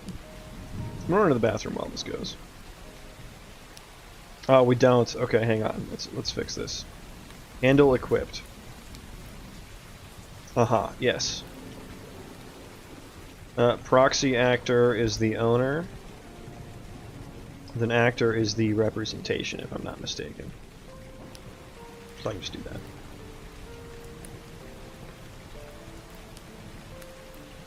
Okay, hang on.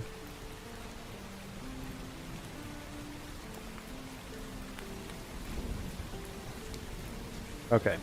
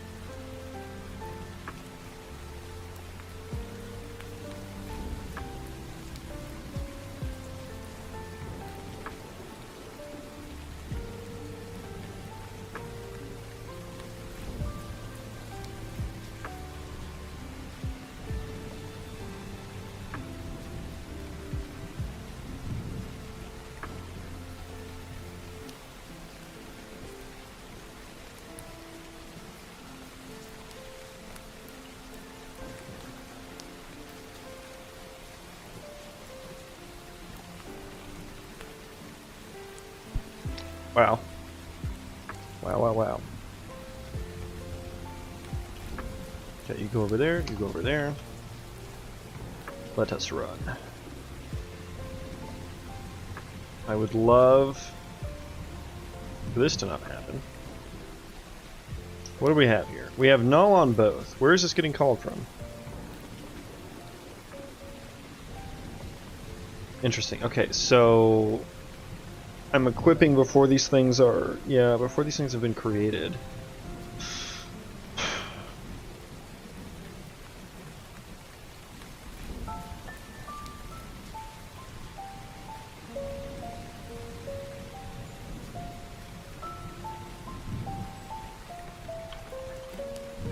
I guess I just need to do one of these guys here. And then it's saying that proxy actor is also null here. I feel like it shouldn't be, because this is getting called from the proxy actor itself. Should be, at least. Yeah. And then a init equip component here.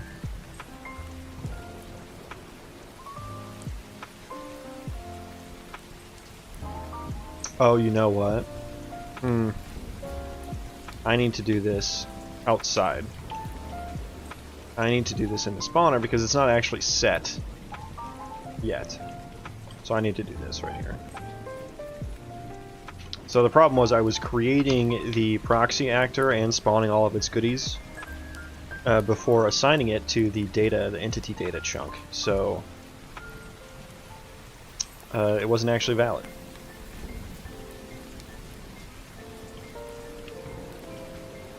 And in entities there. Good. Okay. So I think this will solve that problem. Let me take a look at this again. Not there. The weapon equip side effects. Yeah, I need to do another one of these here as well. So that will crash. Okay, stop that. Build again.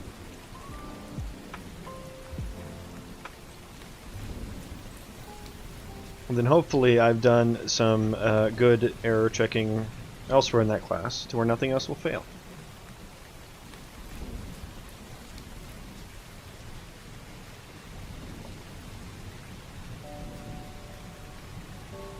JG Unreal, hello. Hello to you.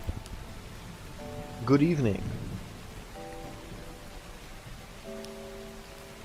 We are working on some entity system stuff, trying to get weapons attached to entities. So, hopefully I'll click play and that'll happen, we'll see.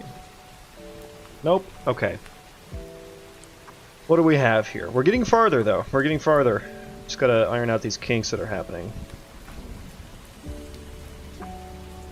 What do we have? What do we have here? We're gonna attach a weapon. What is Weapon Actor? Weapon Actor is valid. Does Weapon Actor have a mesh? Weapon mesh does seem to be active as well. So what's the, do I have any log or anything here?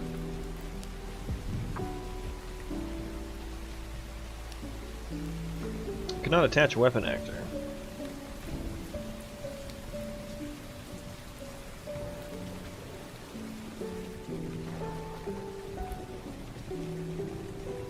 Why? Because the weapon actor is valid.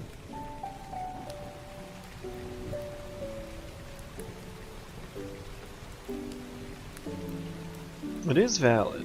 So why didn't the attach work?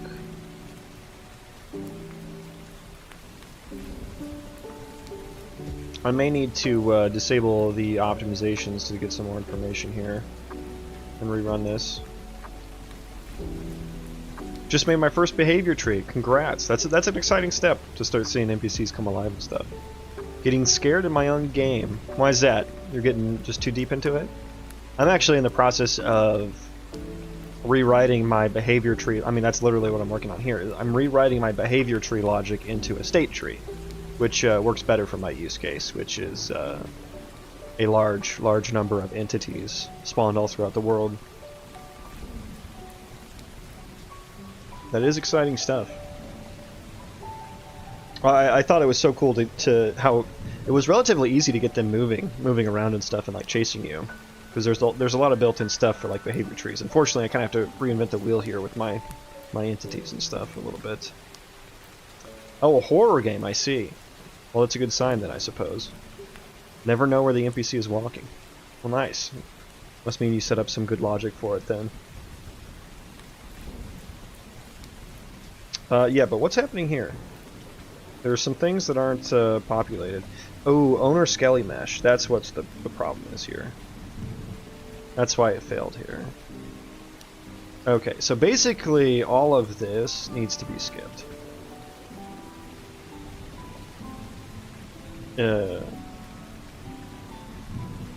Yeah, let's just skip all of this for now.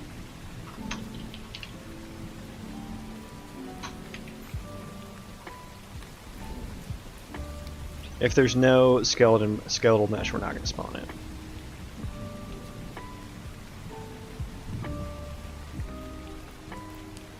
I don't think I use this anywhere where I rely on that return.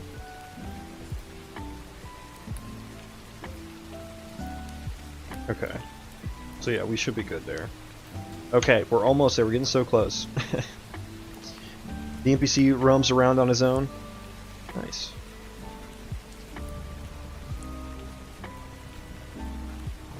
Do you have chasing mechanics yet? Can he chase the player yet? I just got done with that for my state tree implementation. So now all these entities that'll be running around, they have like a target radius, and they'll decide what ability to use. Right now, only one, and then they'll move into range to use that ability, which right now is just melee, so essentially they're just following everyone around. The all caps makes that seem like you're really scared. Yay, they have weapons and they're attached. Okay, we did it. You don't though, sir. You should. Uh-oh. Oh, he was trying to activate the ability. Trigger event data is null here. That makes sense. Yeah, that makes sense. That makes sense. I need to get this a different way. He starts to chase me!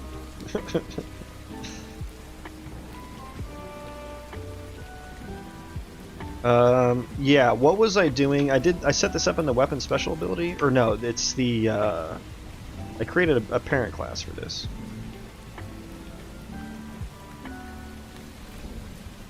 Get range, get min damage, get max damage. I do need to get weapon, though. My god, I have too many classes open right now. So...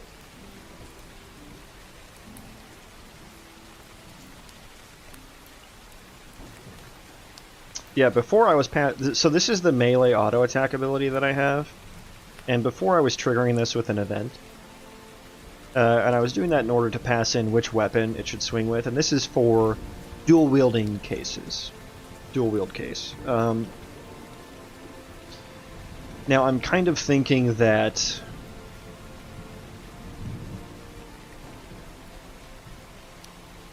yeah, so this is going to be a little tricky because I'm just activating the ability the same way. Where is my there it is, executability. So I am just activate ability. I guess if it's a weapon ability, I should decide which weapon to swing with.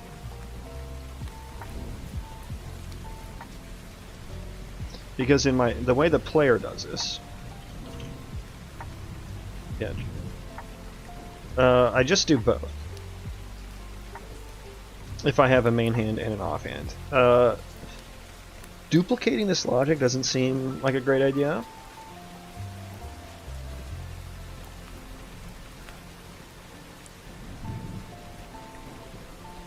Maybe I should. I could either change the ability to just the ability handles, both swinging with main hand and offhand, or I think maybe I just trigger this with a boolean.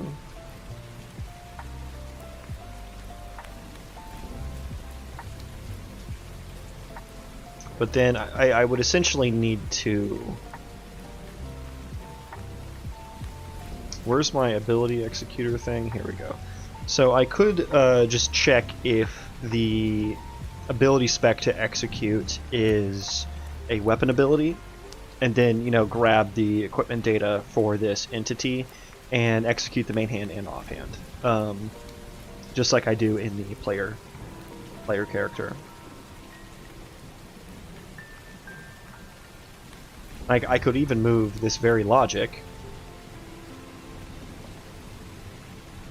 I could move this very logic either into the melee ability itself. Well, no, because I wouldn't have an instance of it here. I could move it into the equipment component, which would be kind of weird, but it would be in a reusable place. I could just make a static function to reuse this.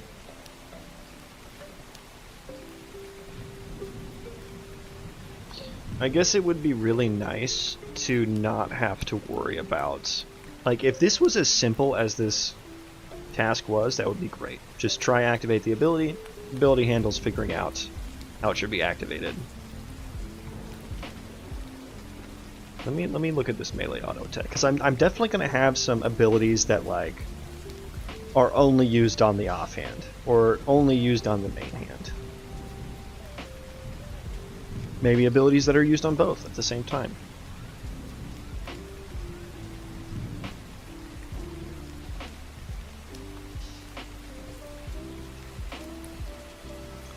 Unfortunately, this is set up to basically only work with a single weapon.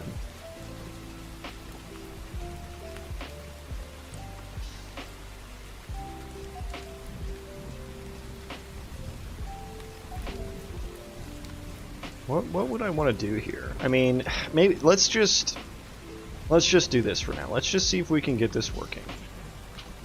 I'm just gonna throw this, copy this, throw it in the executability here. I'll just say if and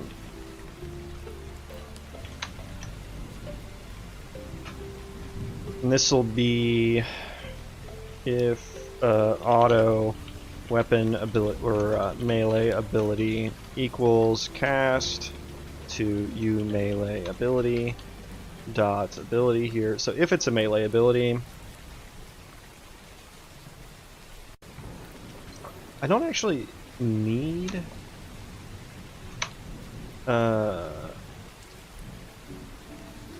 this.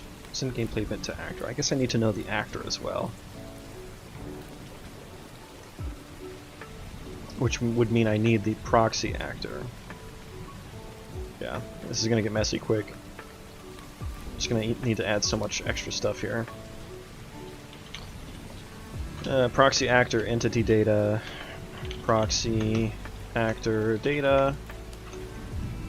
And then with the proxy actor data, you can get the proxy actor.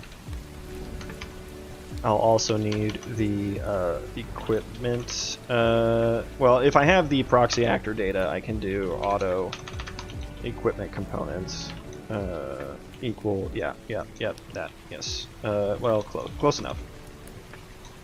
Equipment component. Okay. And really, I don't actually need a reference to the melee abilities, so I can just do like is a U melee ability. And you know, maybe that's how we always trigger melee abilities. Probably, yeah, could probably put that in a reusable function. This is fine for now for our use cases, just to see if it works. Just to keep the ball rolling and stuff. I'll probably think about a better solution for that off stream here. What is this? Oh, right. And see, now this has a dependency on the equipment component, so not exactly what I would want.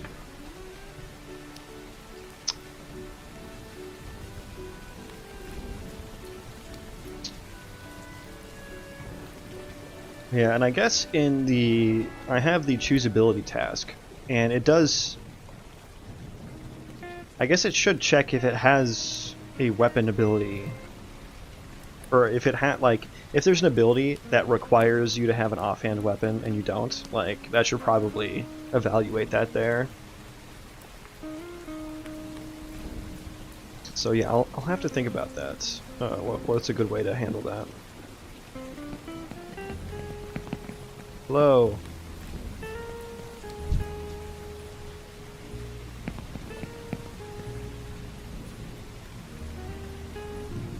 Okay. What's happening here? Ensure condition failed. Get shadow index equals 0. Thrown in the console manager. What? What does that have to do with anything?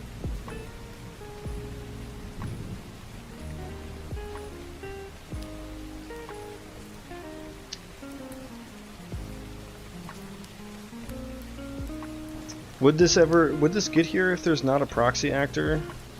Maybe. So maybe I'll check if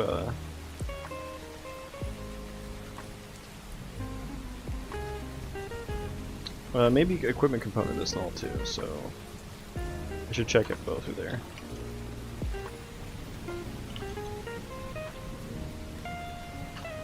Maybe we just need some error handling there. Maybe. Let me look at this a little bit closer. Equipment component is valid, so that's not the issue. It does say proxy actor data is not there, but like equipment component wouldn't be there if proxy actor wasn't there. So maybe this wouldn't solve our issues.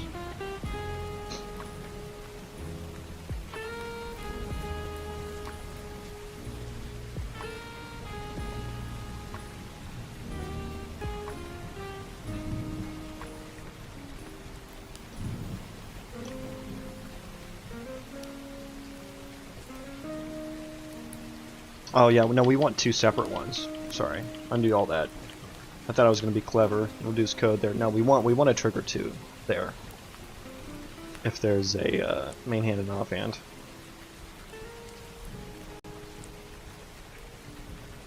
Yeah, I don't know. Why did that fail? What is this? Maybe I can just recover from this? Skip.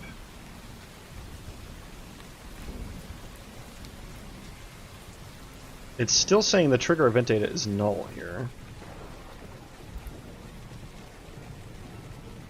Okay, so we ticked the event tree, which clearly resulted in this getting triggered via this.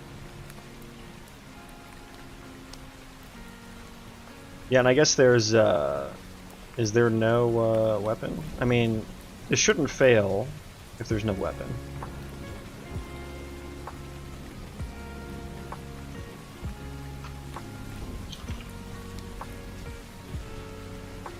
There's no trigger event data.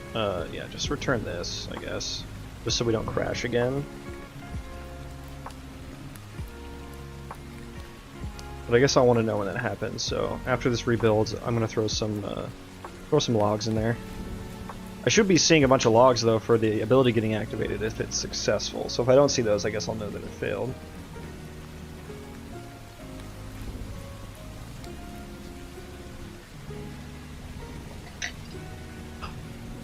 Coffee.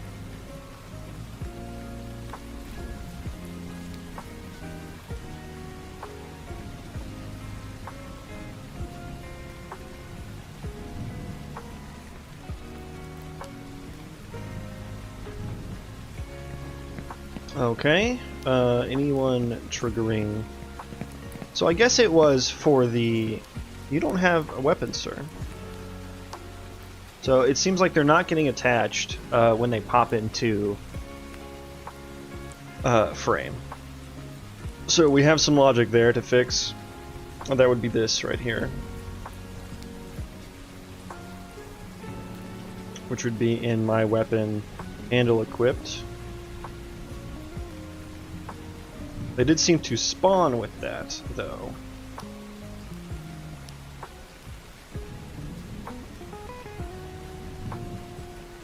Yeah, we'll have to check that out. Where were we? Where was this thrown at? Again here. Is this the same thing? Yeah, get shadow index equals 0. What is this about?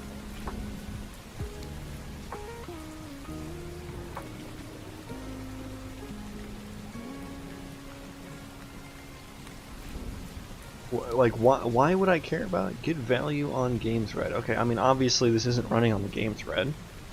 But why do I care about, why do I care about this? What is console manager?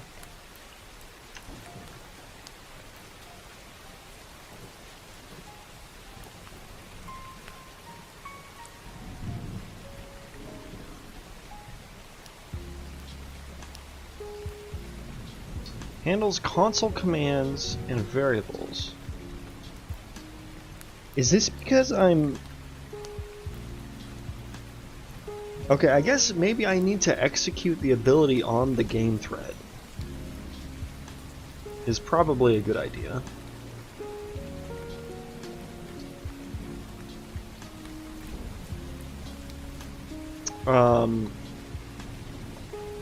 And I assume the console manager, it's trying to log things to the console, I would presume.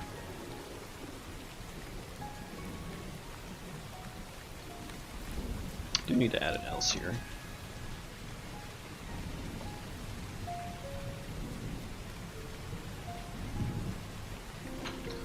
Let's do async task.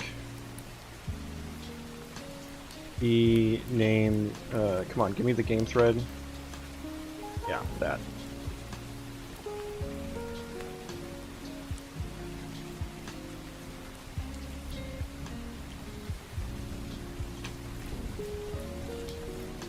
And so that's going to go on the game thread.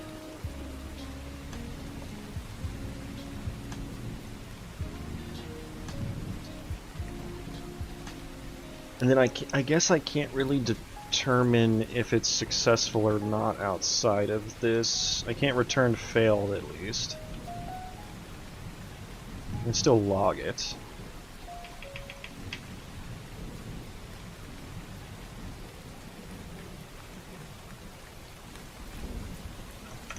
That'll just need to be... Oh god, I just messed up the formatting so bad.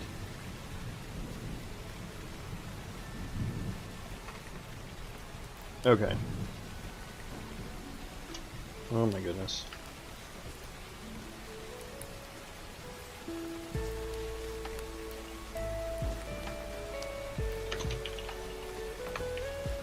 Passing context and entity subsystem in there as well. Okay, so yeah, I guess running the ability on the game thread is probably pretty necessary. But we can just spin up a task for that. And we only run this once, so it's not like it's going to be running every frame, which is good.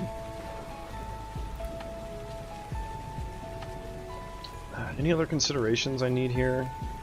I'm wondering if that's why that's... I think it was trying to log something, and it couldn't because it wasn't on the game thread. I guess maybe you can only log from the game thread? Kind of weird.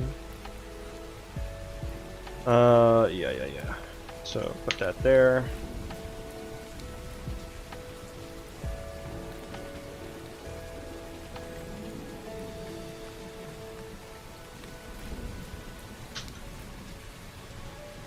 Okay.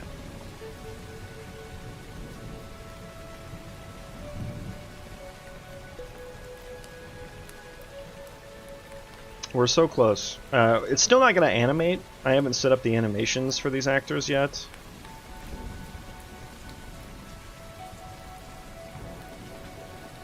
Although, will it actually? Because the weapons... Let me look real quick. The weapons have a animation instance to attach, right? Yeah. So... Yeah, if there's a... Maybe it will, actually.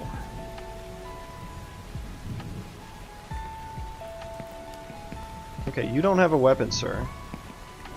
You do. Some of them do, some of them don't. We're not failing now. We're not failing. So, progress. Where is the bit? There it is. Yeah, so let's log this scenario here. UL, yeah, okay. Activate ability, melee auto attack, no trigger event data. Let's get avatar, or no, get owner actor. It's probably actor info that it'll be on. Get name.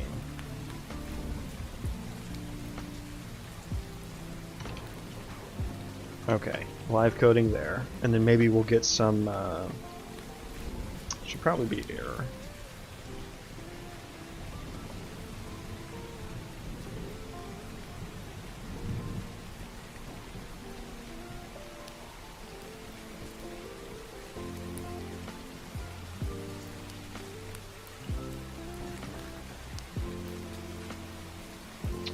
Okay, let's restart.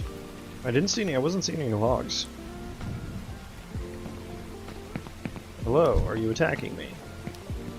There he goes, okay. Let's pause and look at that real quick. What happened? There's so many logs, okay. Mana region calculation, no ability system component.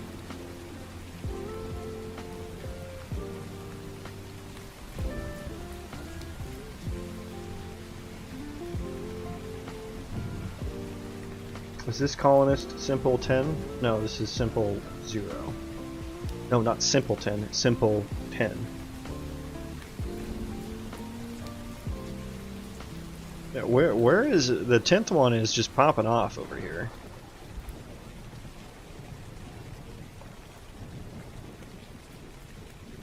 I guess that's some issue happened in the calculation, I guess, to where the actor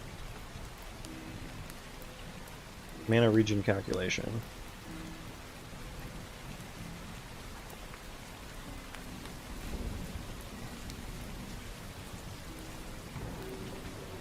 Am I relying on the owner actor in this? I wouldn't think so. I have Instigator. Okay.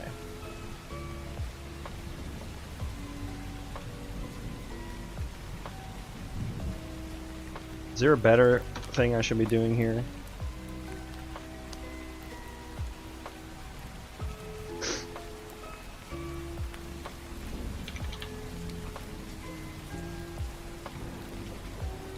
What's the difference between effect context? Oh, that one's const. Oh, this one's not. Okay. Get Instigator ability system component.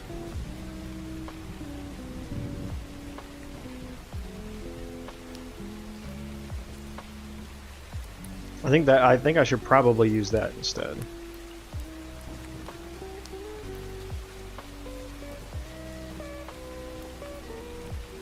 And why am I doing that even? There's literally no reason for me to be doing that in there.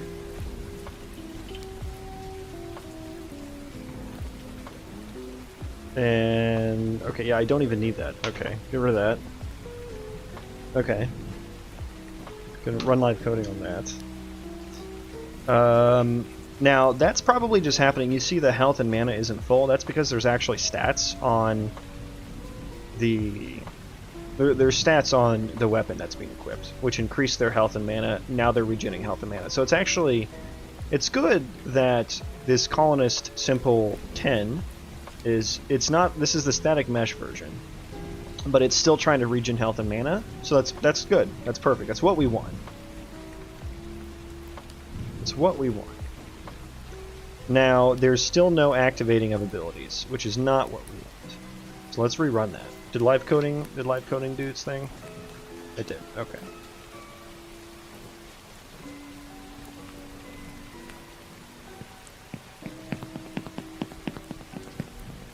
Okay, see, they all got their maces equipped. They're not attacking. Let's throw breakpoints places and see what happens. Probably in the task.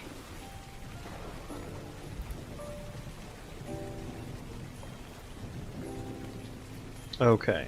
I wonder if I'm not updating the state tree as I should.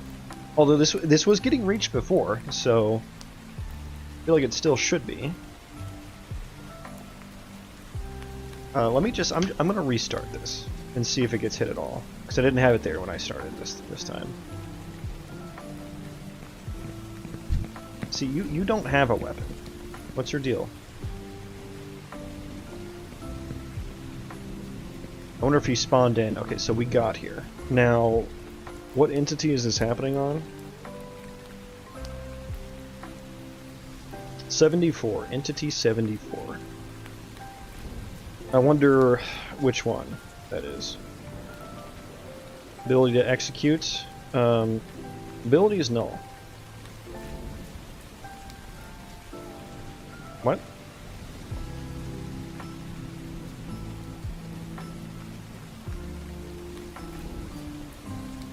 What? I'm checking if it's null here. Well, that's not right. I mean, we're gonna get here. We're gonna end up executing like a null ability, essentially. Try activate ability called with invalid handle. Yeah, I mean, that makes sense. Yeah? Yeah? Okay, we are still null pointer. So it's not getting passed in here properly, I suppose?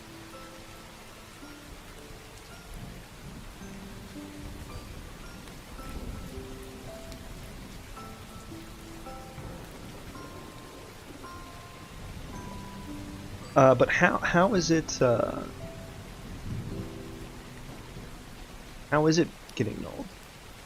I wonder if it's just not set, but then how would it even get here? Because essentially it's valid at one point. Let's throw a breakpoint here. We should get there first. Okay, well, may have to restart there.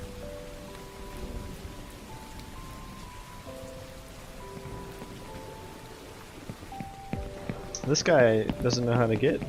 There he goes. Oh, are you attacking me? You don't have a weapon. Why? The ones that attack me never have weapons. I want to run far away from it. Okay. Spawn in with one. Nope, still no.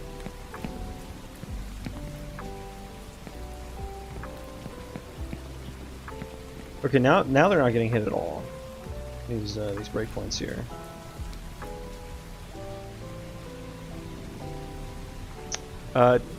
Do I even have this set up properly? Oh, this is just going to root on success.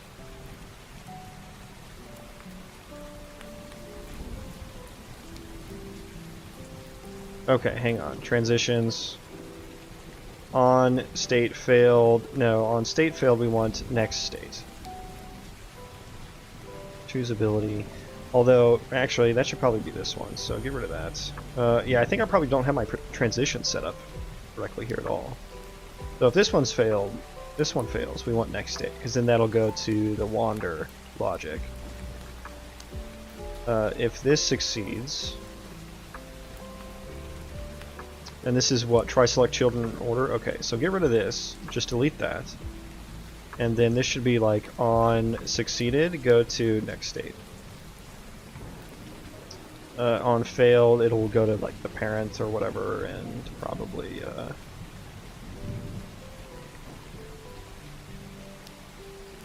I don't know how that's gonna work actually. Let's find out.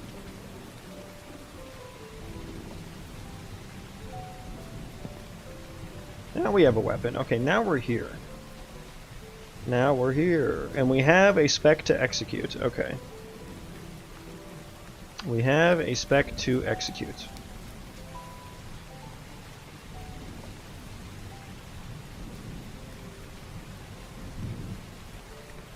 Okay, so it should have reached this.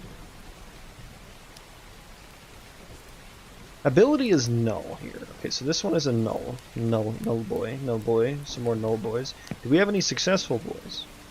We do, okay.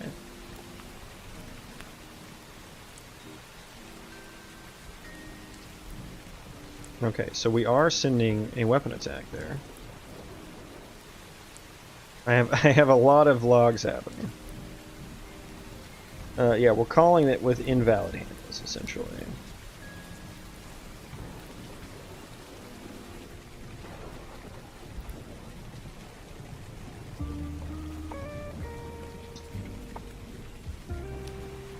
Okay, do I have this? Does this get logged ever?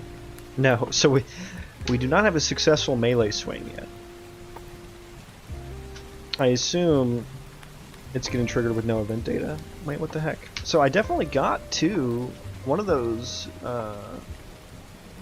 breakpoints got here. I mean, this is probably just not a good way to trigger the melee abilities. I think I was saying I want to figure out a better way to do that, but let's see here.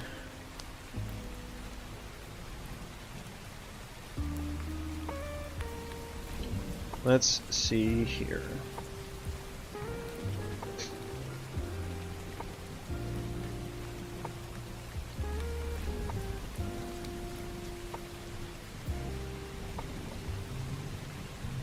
Let's find someone to raid because I am done for the day. Is there anyone of similar size working on Unreal Engine?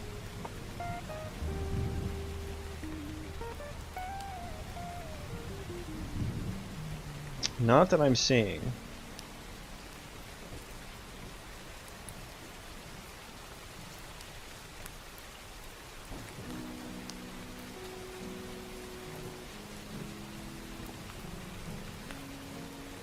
Not that I'm seeing.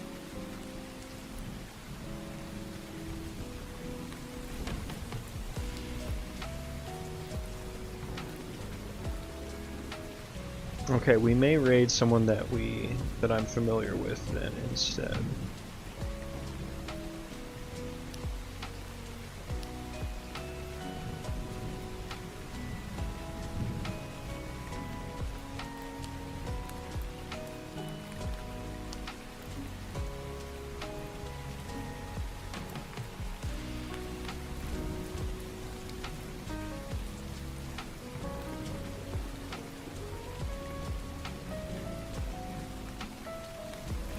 Do I know anyone that's online?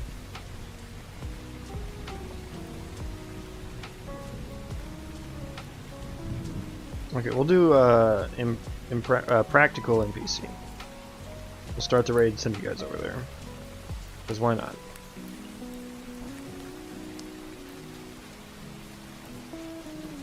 Yeah, that's it for me. Thanks everyone who stopped by and said hello. Appreciate it. Hope you come by and stop by again. But that's going to be it for me for today. Probably won't stream tomorrow, but we'll likely stream on Monday. So hopefully I'll see you guys then.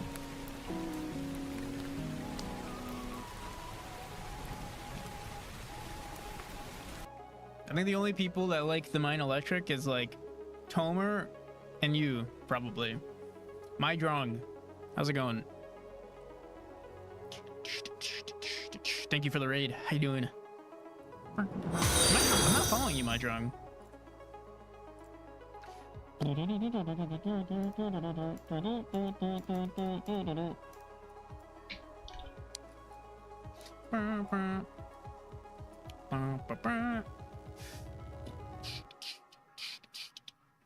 You're also still streaming, just so you know.